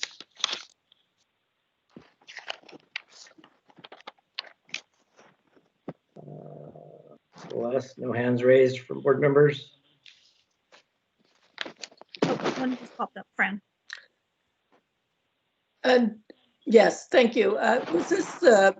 Was this the item that had the inholder property left? No. It is not. All right, thank you.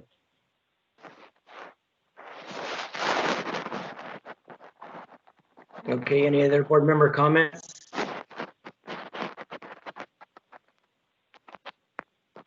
Seeing none, is there any public comment? I have no speaker cards.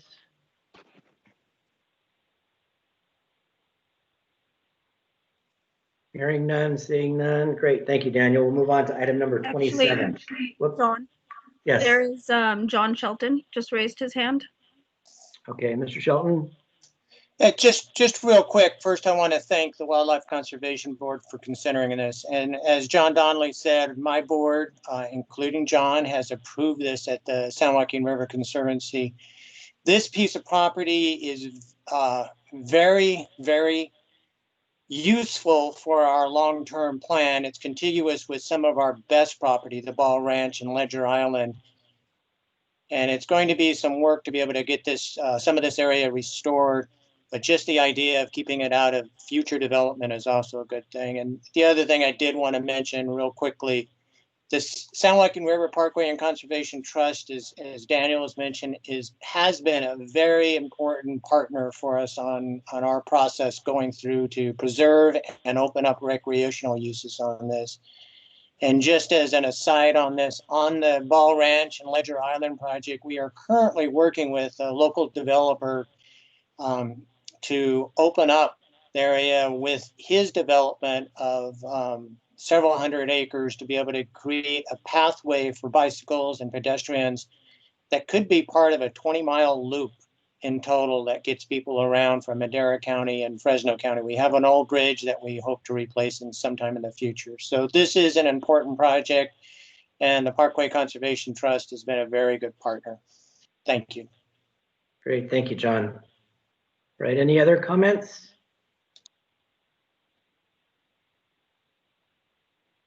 Hearing none, seeing none, we'll move on to item number 27. So this is the Pilgrim Creek Ecological Reserve project in San Diego County. It's to consider an acquisition by the Department of Fish and Wildlife. Daniel will also present you this project as well. Daniel. Thank you, John. This proposal is to consider the acquisition and fee of 61 acres of land by CDFW for the protection of threatened and endangered species. The property is known as Foss Lake, it's located in the southern, along the southern boundary of Camp Pendleton and Oceanside in San Diego County. It's in a residential neighborhood and it's next to the Oceanside Golf Course and next to CDFW's Pilgrim Creek Ecological Reserve. The property is accessed from Douglas Drive, which runs along the southeastern boundary. Other CDFW properties in the surrounding area include the Buena Vista Lagoon Wildlife Area, Buena Vista Creek, and Holly Springs Ranch. Next slide, please. The property is an undeveloped, irregularly shaped tract of land and is part of a wetlands complex. Pilgrim Creek flows through the property and feeds into the San Luis Rey River. 23 of the total 61 acres are already used for mitigation purposes. Since the 23 acres are already covered by existing mitigation and conservation deeds, this proposed acquisition is only paying for the value of the remaining 38 acres. Vegetation types, habitat types on the property include coastal sage scrub, southern willow scrub, mulefat scrub, alkali marsh, seasonal open water, and non-native grassland. Special status species targeted to benefit from this acquisition include leaf-belled viero and California gnatcatcher. Next slide, please. This proposed acquisition will augment the San Diego County MSCP, which addresses the needs of multiple species in the preservation of natural vegetation communities in San Diego County. The MSCP addresses the potential impacts of urban growth and loss of native species and habitats by preserving a network of habitat and open space. It provides a framework for mitigating the potential loss of covered species and their habitat due to indirect or direct impacts of future development of both public and private lands within the MSCP plan area. Next slide. Following the acquisition, CDFW will own and manage the property as an addition to the Pilgrim Creek Ecological Reserve. Costs associated with managing the property will be minimal, as the main purpose of the acquisition is to retain the site in its natural state.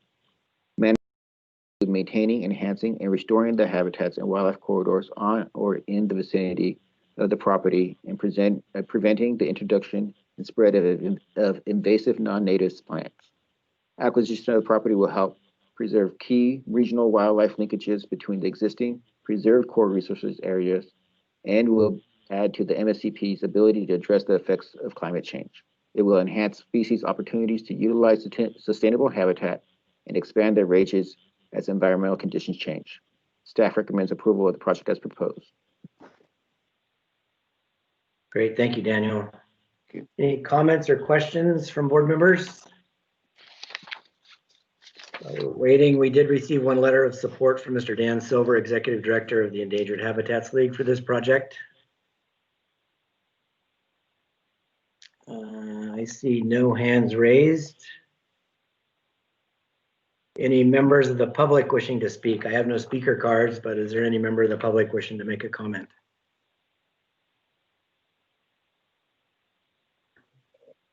Great. Seeing or hearing none, we'll move on to item number 28, the Van Aaken Creek Conservation Easement. This is to consider a grant to the Sanctuary Forest for a cooperative project with the Department of Fish and Wildlife and others for a conservation easement over about 1,300 acres in Humboldt County. Sadie Smith on our staff will present the project this morning. Sadie. Thank you, John. I have an echo. As John said, the proposed conservation easement will cover over 1,320 acres of land for the protection of forest land and salmon-bearing stream, encompassing the entire Van Aaken Creek watershed. As shown in the map, the property is located about 7 miles east of Shelter Cove on the east side of the Mattole River near the community of Whitethorn in Humboldt County. WCB has provided funding for several stream flow enhancement projects in the vicinity, including McKee Creek Enhancement Project in 2017. Next slide, please. The property is unimproved vacant land with timber and hardwood tree cover. There are several springs and feeder creeks as well as Van Aaken Creek within the property. This photograph shows Chinook salmon spawning in Van Aaken Creek on the property. Next slide, please. The property is located on the east side of the Mattole River headwaters and includes sections of Gibson Ridge, which is the watershed divide between the Mattole and South Fork Eel Rivers. This ridge is an important wildlife corridor, allowing for cross-basin migration, as well as wildlife movement along several miles of the east side of the Mattole River headwaters. Next slide, please. Historical land use impacts, including extensive road building, excessive timber harvesting, and removal of wood from streams, have resulted in an altered hydrological system characterized by increased water runoff and low summer stream flows. In addition, clear-cut-based timber management practices, combined with fire suppression, have resulted in overly dense young forests. Next slide, please. The conservation easement permanently extinguishes all subdivision and developmental rights, protects important salmon habitat, preserves current in-stream flows by preventing future legal and illegal water diversions, and enables forest health improvements, groundwater recharge, and salmon habitat restoration projects to move forward. These actions will provide climate adaptation and resilience by increasing soil carbon sequestration through expanded wetland areas, reducing the risk of catastrophic wildfire through active forest management. Next slide, please. Sanctuary Forest will hold, manage, and be responsible for the monitoring of the easement in perpetuity. Sanctuary Forest currently stewards over 14,000 acres of forest land in the Mattole and surrounding areas. Staff recommends that the WCB approve this project as proposed. April Newlander, Sanctuary Forest Executive Director, is in the audience to help address any questions. Back to you, John. Thank you, Sadie. I do want to read for the record, we have several letters of support for this particular project. Mr. Jared Huffman, Congressman, Mr. Mike McGuire, Senator, 2nd Senate District here in California, L.A. Friedland, Working Lands and Human Communities, Mattole Restoration Council, Greg Wolfgang, the Conservation Area Manager of BLM, Jeffrey John, South Coast Branch Chief, the California Coastal Office of NOAA, Nathan Keener, Executive Director of Mattole Restoration Council, Richard Sykes, Executive Director of the Mattole Salmon Group, Carol Van Meer, Northern Regional Coordinator for Northern Council, Denny Early, Executive Director of the Southern Humboldt Chamber of Commerce, John Bernstein, North Coast Program Manager for the Trust for Public Land, and Mr. Mark Welther, President and CEO of Redwood Forest Foundation. So is there any board member comments or questions for this particular project? I see Fran has their hand up. Fran? Just because it's such a big conservation easement and it's all federal land, correct? BLM land or something like that.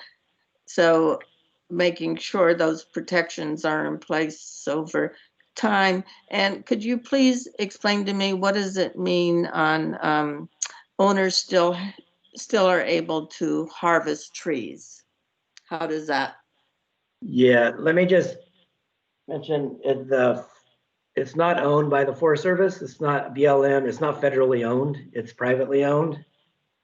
It's adjacent to federal lands, but it's not federally owned. Okay. And what it means by it'll be a working forest. So what that means is the landowner will continue to operate a timber management plan on the property, continue to cut trees, but do it in such a way that grows a healthier, more sustainable, and more resilient forest over time.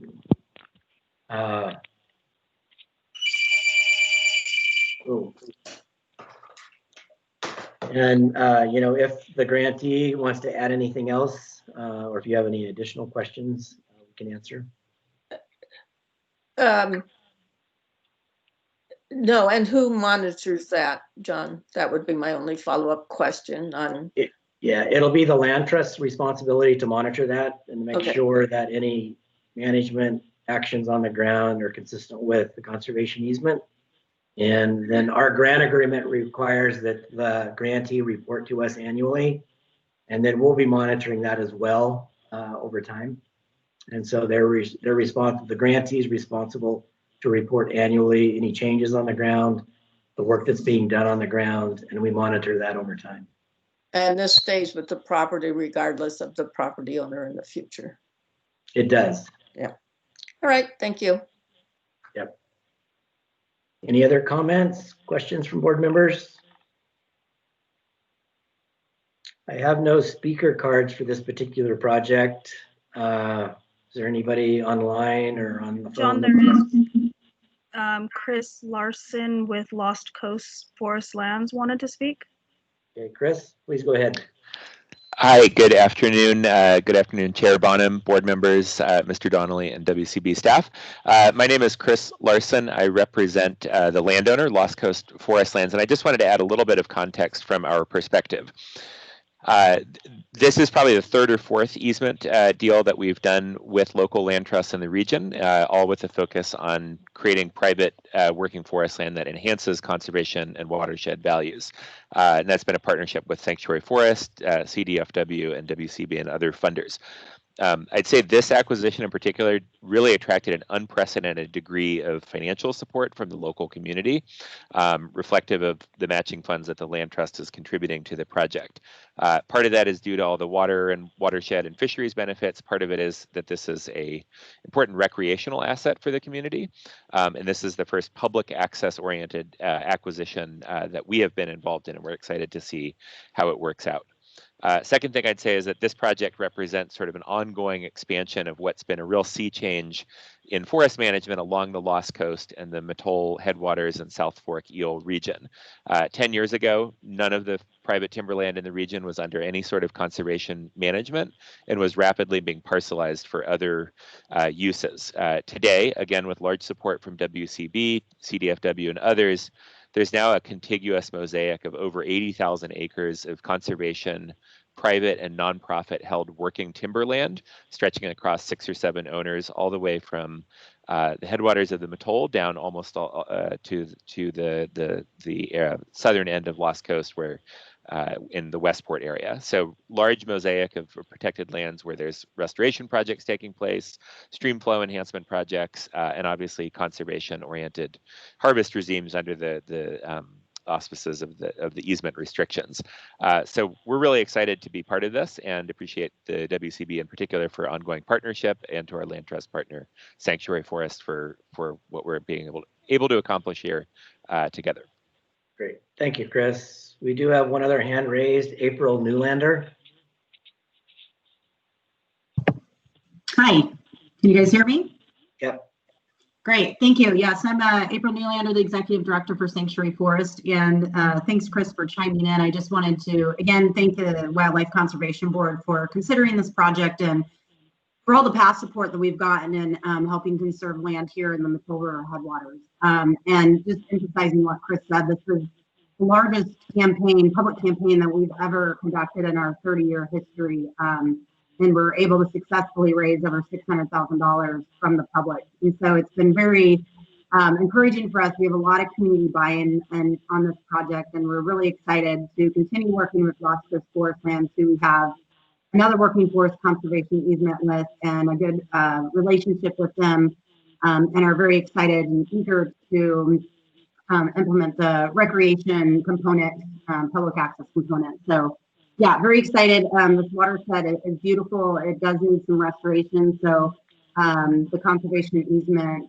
being able to do stream flow restoration projects, have Lost Coast Forest Land, do sustainable forestry to contribute to the health of the forest, and also the public recreation for public benefit are all top priority for us. So thank you. Great, thank you, April. Seeing no other comments and no board member comments, we'll move on to item number 29. The wildlife resilience metrics for Sierra Nevada forest. And just before staff gets into the presentation, I just want to let the board know that we'll provide a quick report on the current greenhouse gas reduction PSN process for this year. And Kurt Malchow on our staff will present the project as well as the information to you. Kurt. Thank you, John. Good morning, board members. If we can just move straight to the next slide, please. So as background, the Climate Adaptation and Resilience Program was created in 2017 by Assembly Bill 109, providing $20 million in greenhouse gas reduction funds for local assistance projects. And we had a proposal solicitation in 2018, which encumbered a little over $11.5 million of this funding. And this year's solicitation is intended to commit the remaining funds, currently at around $8.4 million. And this solicitation, we had 3 categories of projects. We allocated $6 million to conservation easement because the guidelines require at least 60% of the funding is attributed to this project type. And the remaining $2 million would be going to the planning and technical assistance categories. Depending on their level of competitiveness, they'd be competing kind of together as those 2 project types. And like the other competitive funding programs under WCB, this one too has a pre-application concept paper that is followed by full application for projects. We released the solicitation immediately in the heels of the pandemic outbreak, and because of that reason, we moved the pre-application deadline back 1 week to give applicants the chance to mobilize themselves for teleworking. So those were due on April 13th. From the pre-applications, we invited a lesser number of full applications. Those were due June 16th. They were reviewed by our technical review committee over the summer, and on September 3rd, we had our final selection meeting. Next slide, please. So the main point of this slide is that despite comparably smaller amounts of available funding, there was still a significant interest in the program. The requests, we were, to make a pretty competitive program, we were hoping to get 3 times what was available. That would be around $25 million of requests, manifesting as an estimated 35 to 40 pre-applications. Instead, we received 73 requesting at least 5 times the amount at $42.2 million in requested funding. It was particularly competitive for planning and technical assistance.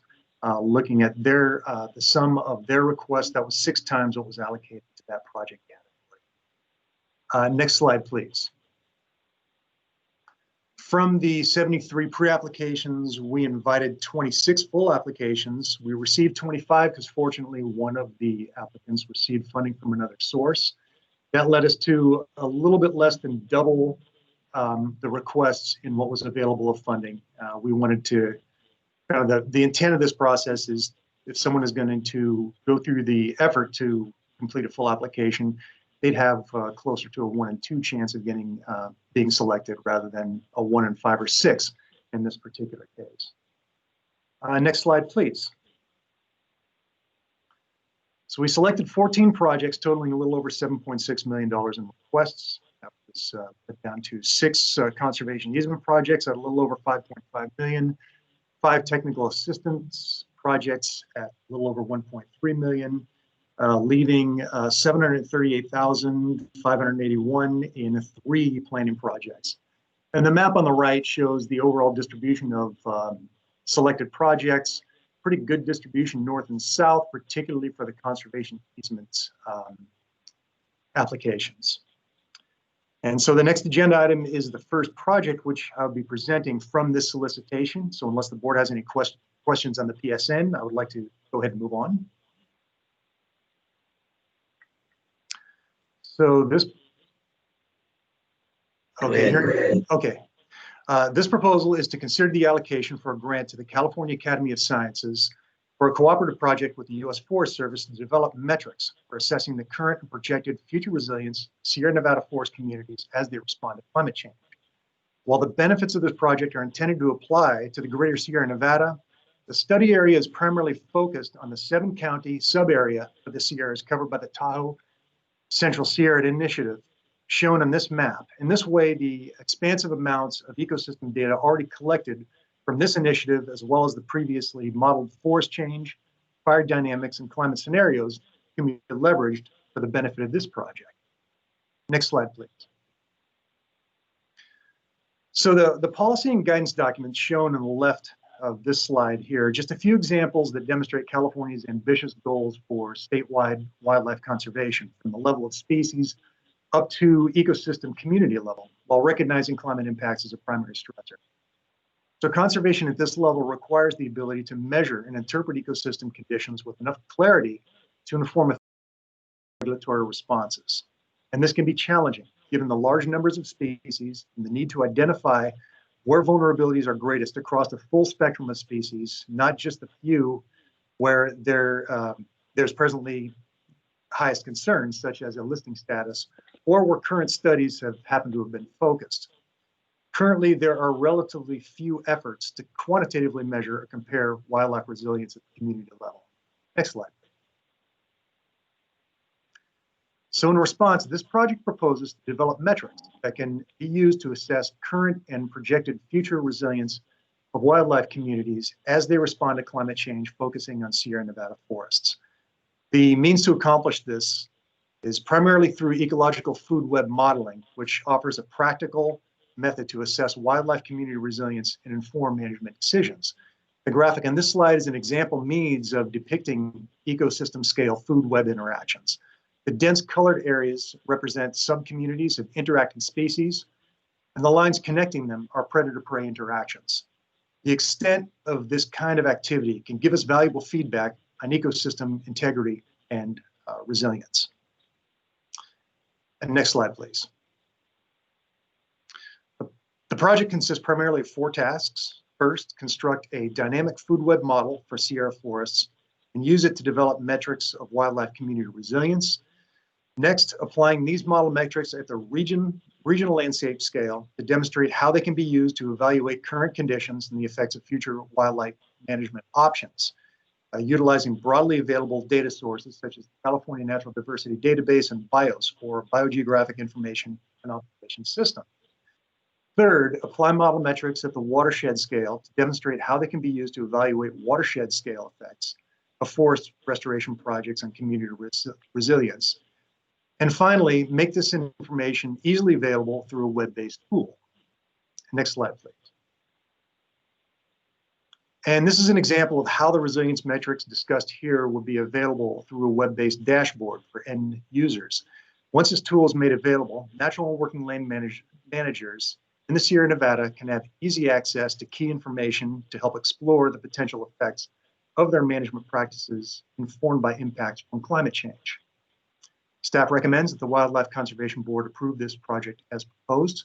Dr. Darrell Capon from the California Academy of Sciences is joining us today to address any specific questions we may not be able to answer. Thank you. Great, thank you. I'm getting an echo.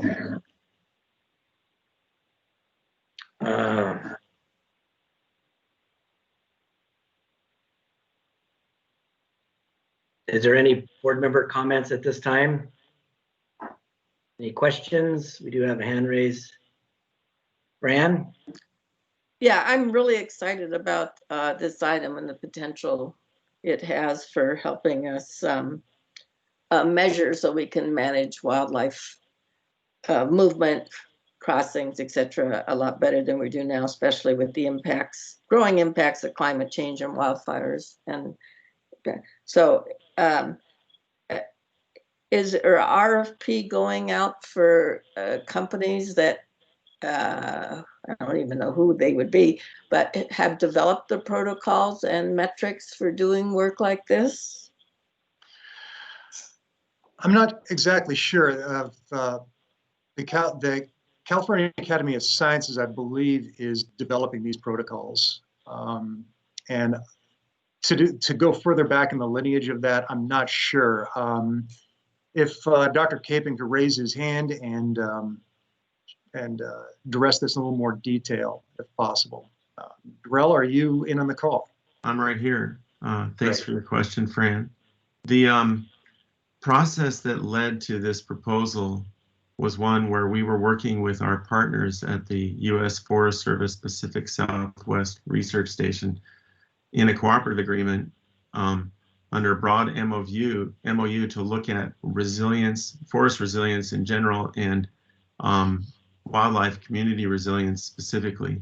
And so in partnership with my key collaborator, Dr. Pat Manley at that lab, we had been working on 2 scales. One was the watershed scale, where we sort of figured out the application. And then she is a strong member of the Tahoe Central Sierra Initiative. And so she, at her fingertips, essentially are millions of dollars worth of valuable data and modeling projections. So we're taking the results of what we've worked on together to try to scale that up to the Tahoe Central Sierra region. All our work is essentially not done in-house, but will be done in collaboration with the Forest Service. And our first step will be to work with a broader group of stakeholders to see what they're interested in as well, so that we can incorporate that into the work moving forward. I hope that answers your question.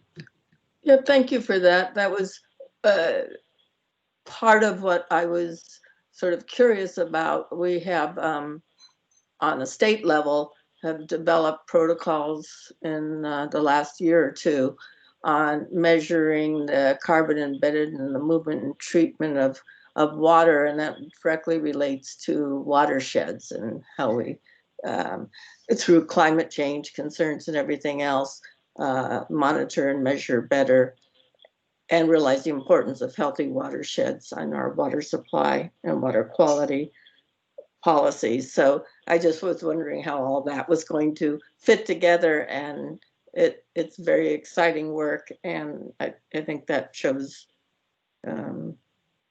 California once again is going to be out in front on developing these management tools, which we really need, because if we don't establish baselines, we really aren't going to be moving in the right direction. And there's a lot of areas in the state are going to be very interested in the work that you are doing and would like to see something similar done in their broader region to address these same kinds of challenges. So thank you. Thank you, Fran, for that. And I just would like to say, appreciate the opportunity to collaborate with the Wildlife Conservation Board on this project. And I agree that this could be the start of something that could apply in a broader area. And assuming we have the underlying data, it could be a general result that could apply anywhere. Thanks again.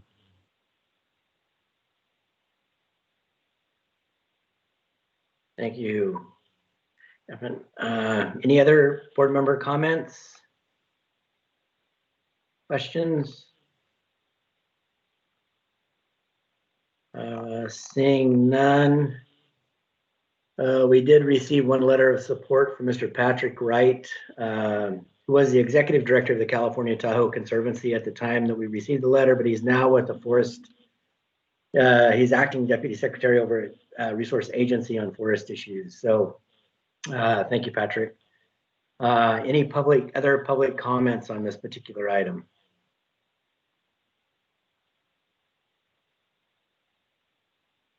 And I just want to check in real quick to make sure Diane is still, I see her name and her number, and I just want to make sure that she can participate if she needs to. Diane, are you still available? Yes, I had. Can you hear Okay. me? I had to leave for a few minutes, but I'm back.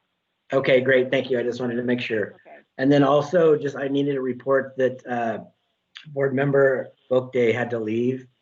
She just left. So we still are maintaining a quorum, Mr. Chair, and we'll move on. So we'll move on to item number 30 in the agenda. This is the California Department of Fish and Wildlife Vegetation Mapping Project. Specific locations are in the Sierra Nevada and Northeast California. Ms. Elizabeth Hubert on our staff will present the project this morning. Elizabeth? Thank you, John. Good morning. This proposal is to consider a grant to the California Department of Fish and Wildlife Vegetation Classification and Mapping Program for a cooperative project to complete data collection and fine-scale habitat mapping for the southern Sierra Nevada foothills and northeast areas of California. WCB has also funded previous portions of the department's high-resolution vegetation maps, and the legislature, through the State Biodiversity Initiative, has additionally funded $1 million of the cost to complete the Sierra Nevada foothills portion of the map. Next slide, please. The Northeast study area for this project extends from Modoc Plateau to the Modoc and Lassen counties, south to Lake Tahoe. This also includes the Doyle and Loyalton Truckee Deer Herd ranges. And this will also include Honey Lake Basin, Sierra Valley, and Diamond Mountains. The elevational ranges in this portion range from 4,000 feet to 9,000 feet. The Southern Sierra Nevada Foothills Study Area are priority areas for resource assessment, and this project would complete significant information gaps in this location. The study area reaches from Mariposa near to the base of the Tehachapis. Elevations in this foothills study zone will range up to 5,000 feet. The department's, next slide, please. The department's vegetation mapping program focuses on developing and maintaining maps and classifying all habitats in the state to support conservation and management decisions. Vegetation science has an important role in wildlife and natural lands conservation and management, and mapped habitats provide information for ecosystem health. This is an example of the use of a fine-scale vegetation map, and in the green you can see the mapped landscape vegetation blocks, and this is an example of an analysis for acorn woodpecker habitat, which is represented by the brown population patches and red breeding patches here.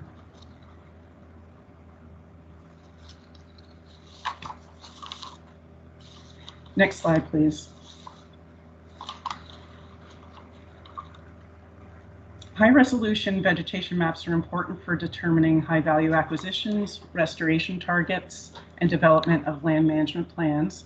And they might also be used for monitoring status and trends of wildlife, for assessing risks of exotic species infestations, for example, and for wildlife habitat management plans.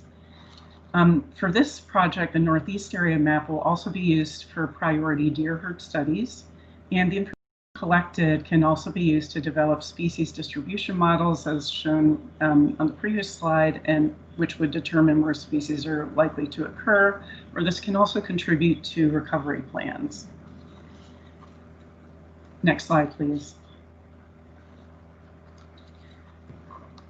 Protected habitat areas within the southern Sierra Nevada foothills location are few in relation to other ecological regions in the state.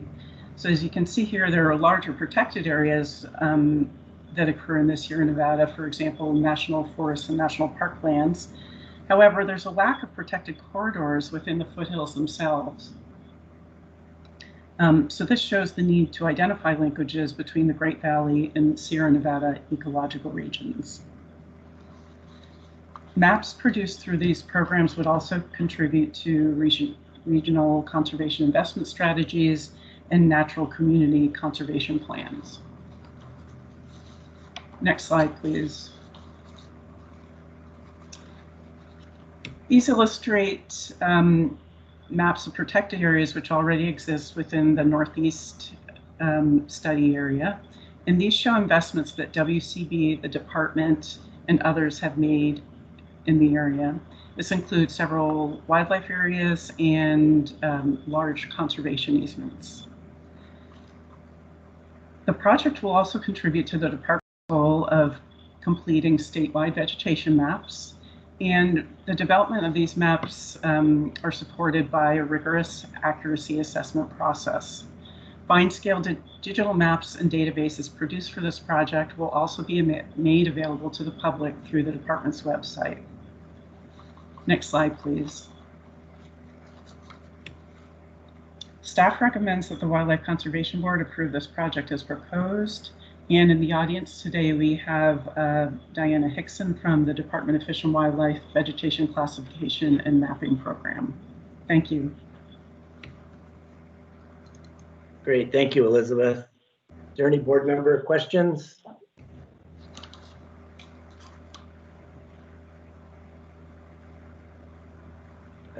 Seeing no hands raised, any public comment for this particular item? We have no speaker cards. Hearing none and seeing none, we'll move on to item number 31 in the agenda.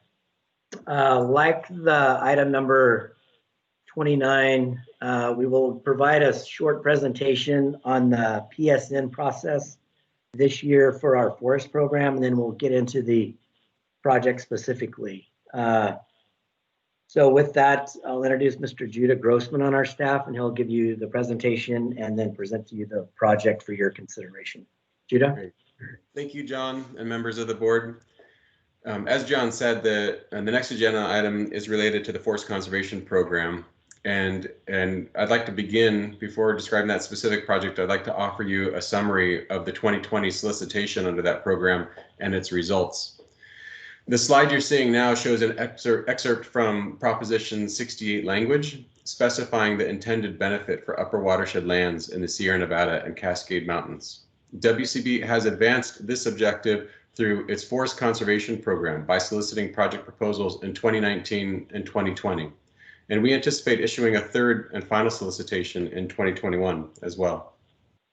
Next slide, please. The red line on this map of California shows the boundary of the Sierra Nevada and Cascade ecoregions, which were used to determine geographic eligibility under the solicitation. Eligible project types included implementation, planning, and acquisition projects. Next slide, please.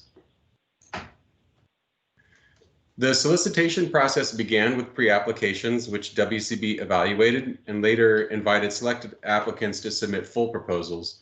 WCB convened a selection committee to evaluate those full proposals and selected a subset to recommend for funding. Primary funding priorities for the 2020 solicitation included meadows and streams, post-fire habitat recovery, and aspen stands. In addition, secondary funding priorities included hazardous fuels reduction benefiting forest health and road improvements benefiting sensitive environmental resources. Next slide, please. These next three maps show the geographic distribution of the proposals considered in the 2020 solicitation, beginning with pre-applications on the left, full applications in the center, and selected proposals recommended for funding on the right-hand side. You can see the number of proposals were winnowed down from 44 pre-applications to 31 full applications and ending with 23 selected proposals. Over the course of the next year, WCB will develop grants for the selected proposals and bring them to the board for funding approval through August 2021. So that's my summary of the 2020 solicitation under WCB's Forest Conservation Program. I'm happy to answer questions from the board about the solicitation. Otherwise, I can move on to describe the next item, which would be the first project selected through this 2020 solicitation. Any questions, John? I see no hands raised. Just give it a minute. No, I would say go forward, Judah. Thank you. Okay, great. So next slide, please.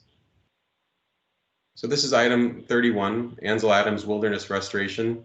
And this proposal is to consider the allocation for a grant to the JMT Wilderness Conservancy for a cooperative project with the U.S. Forest Service and several private donors to benefit 1,300 acres of upper alpine meadows, subalpine and montane meadows, connected riparian zones, and talus watershed basins within the Ansel Adams Wilderness, located in Inyo National Forest and approximately 9 miles northwest of Mammoth Lakes in Mono and Madero counties.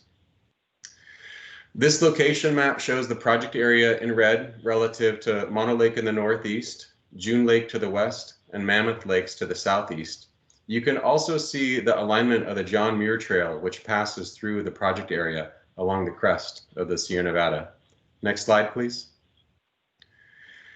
Ansel Adams Wilderness is a federally designated wilderness area with restrictions against the use of any mechanized transportation, equipment, or tools. And impacts from climate change, extreme weather conditions, and decades of visitor use have degraded this sensitive, high elevation wilderness.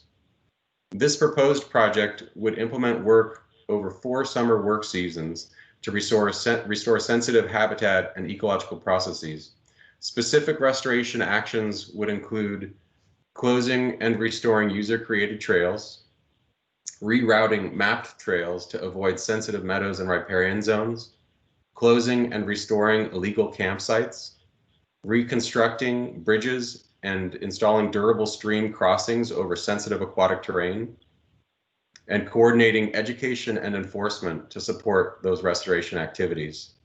The photograph on this slide shows the John Muir Trail intersecting a stream where a durable pedestrian crossing could help minimize human impacts to this sensitive resource. Next slide, please. This next photograph shows a lake on the John Muir Trail where an excess of campsites have degraded meadow conditions. Next slide, please. And this photograph shows a campsite that would be closed because it is too close to sensitive aquatic resources. Next slide, please. And this last photograph shows redundant user-created trails that would be closed to minimize visitor impacts. Staff recommends the project as proposed, and I'm happy to answer any questions that the board might have today. And on the call, we also have Marla Stark, President and Chair of the Board for JMT Wilderness Conservancy. Thank you. Great, thank you, Judah. And before we get into board member comments, I just do want to read into the record of letters of support that we received for this project. Ms. Stacy Corliss, Chair of the Mono County Board of Supervisors. Daniel Holler, Town Manager for the Town of Mammoth Lakes. John Smith, Forest Supervisor, Inyo National Forest. David Phillips, Executive Director of Earth Island Institute. Frank Dean, President and CEO of Yosemite Conservancy. John Wentworth, CEO and Board President of Mammoth Lakes Trails and Public Access Foundation. Bruce Hamilton, Senior Director of Program and Policy at the Sierra Club. Daniel Rossman, California Deputy Director of the Wilderness Society. Michael Mantell, President of Resources Legacy Fund. Andrea Keller-Helsel, Program Officer in the Environmental Program at William and Flora Hewlett Foundation. Lauren Dax, President and Vice Chair of the Stephen Bechtel Jr. Foundation. And with that, I'll be happy to answer any board member comments or questions. If they have any, I do see Fran's hand up. Fran? Yes, I just can't resist. This is a great project. Just two questions for my own sort of personal clarification. I hadn't heard of the John Muir Trail Wilderness. That's a local conservancy, John, not a state conservancy. I wasn't It quite. is, yeah, it's a private nonprofit. That's, I was curious about that. And so they have, I'm not suggesting they don't, but they have the ongoing ability to monitor and take all these investments, I assume. I was impressed also, you could answer at the same time, with the attraction of private donations, like from the Hewlett Foundation and Bechtel, and the list goes on, and was curious if it was that conservancy or whom to attract sort of a matching funding kind of campaign to attract the Wildlife Conservation Board's interest in this particular project. Yeah, I could probably answer those, but I'd ask Marla Stark. She's the president and executive director of the John Muir Trail Wilderness Conservancy. So Marla, are you on and able to talk?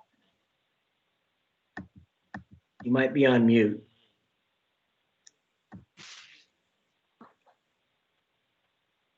Marla?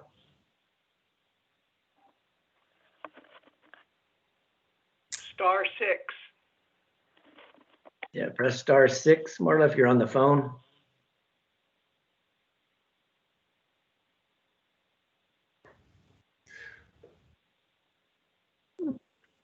Looks like we can't hear you yet. All right, yeah, well, Fran, yes, the Conservancy is a nonprofit, 501c3 corporation, nonprofit. They are private, they are not a state conservancy.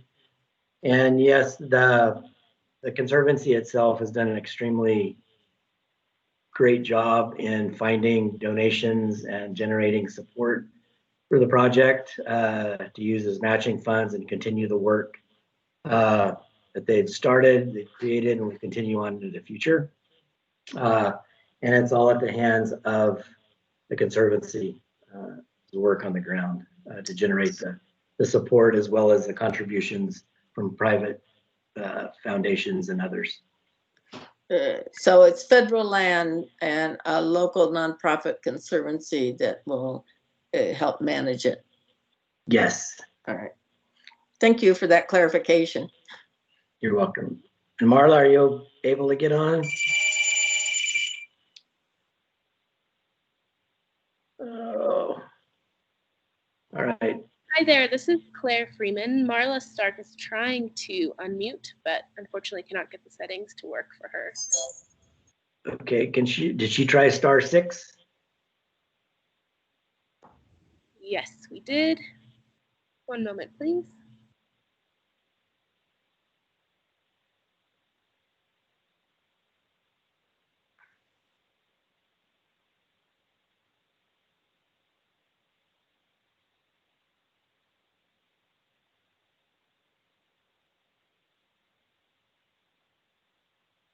All right, well, it's unfortunate, but I'll just ask, is there any other board members wanting to make any comments at this time?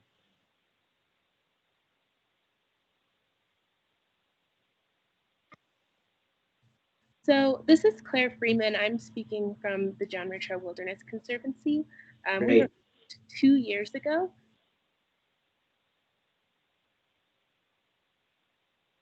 Claire, And we worked with the Inyo National Forest to identify this project. Adam Barnett from the Inyo is on the line. And with their cooperation and their outreach to many of the local communities and various stakeholders, we were able to pull this together. We are extremely grateful to Judy Grossman and to Scott McFarland and the rest of the WCB staff. It's very important work. We were able to fundraise approximately $600,000 in privately funded donations to match what the WC is generously allowing here. For our monitoring over the work for our seasonal program, we are working with Stanford University in an internship program with their Earth Systems program, which I will be managing. Thank you. great, thank you, Claire. We're very grateful for your support. Thank you so much. All right, is there any other comments from board members or anybody else from the public? I don't know if Marla has been able to get on. I was speaking along with Marla. Okay. She's unable to get through. She's good? Okay, thank you, Claire. All right, I don't see any other comments and I have no other speaker cards for this particular item. So with that, we'll move on to item number 34. That ends our presentation calendar. Both items number 32 and 33 were withdrawn from consideration today. We'll be bringing those back probably at the February WCB meeting. So with that, for your information, and then we just ask the board to tentatively approve the dates that are in the agenda for the 2021 Wildlife Conservation Board calendar. And those dates are Thursday, they're all on Thursdays. And that's February 25th, May 27th, August 26th, and November 18th. And then we have a separate meeting specifically to discuss and evaluate stream flow enhancement program projects. And that meeting will occur on April 22nd right now.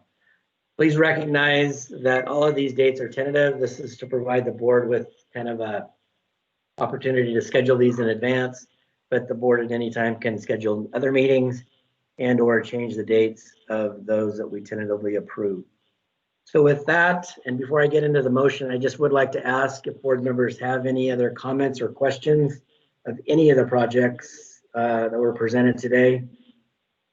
And then I will read the motion like I did for the consent calendar, and then we'll take a vote by the board members. So any other comments or questions before I do that? Seeing none, can I get a motion and a second for all of the projects that were presented to you today? I'd be glad to move approval of all the projects listed on the calendar. Great. I can second that. This is Diane. Great, thank you. So I'll read the motion now.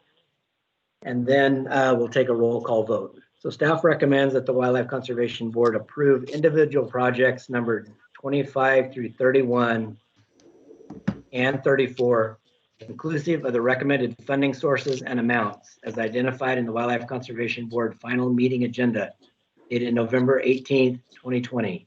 Authorize staff to enter into appropriate agreements necessary to accomplish these projects, and authorize staff and the California Department of Fish and Wildlife to proceed substantially as planned. So with that, Chairman Bottom? Yes. Ms. Boakday had to leave, so no vote. Ms. Colborn? Aye. Ms. Priestman? Aye. Mr. Gillian? Aye. Ms. Pavley? Aye. And Mr. Sklar? Aye. Great, thank you, Mr. Chair. The board, or the motion passes. And that concludes our scheduled meeting today. Is there any other comments anyone wants to make? Any board member comments? We will be adjourning this meeting, and the next meeting of the Wildlife Conservation Board, we have a special meeting scheduled for December 8th to consider the Rancho Homol land exchange project. That meeting will begin at 8 o'clock, and we plan to at least have time scheduled from 8 to 12 on December 8th. The meeting agenda for that particular meeting will be out by the 25th of November, so look forward to that next week, board members. And if there's no other questions, if I could get the chair to adjourn the meeting, that would be great. Meeting adjourned. Everyone Great. stay healthy and safe. I hope you have a chance to get some time off next week, everyone. Great. Thank you. Thank you, everyone. Thank you. Thank you. Bye.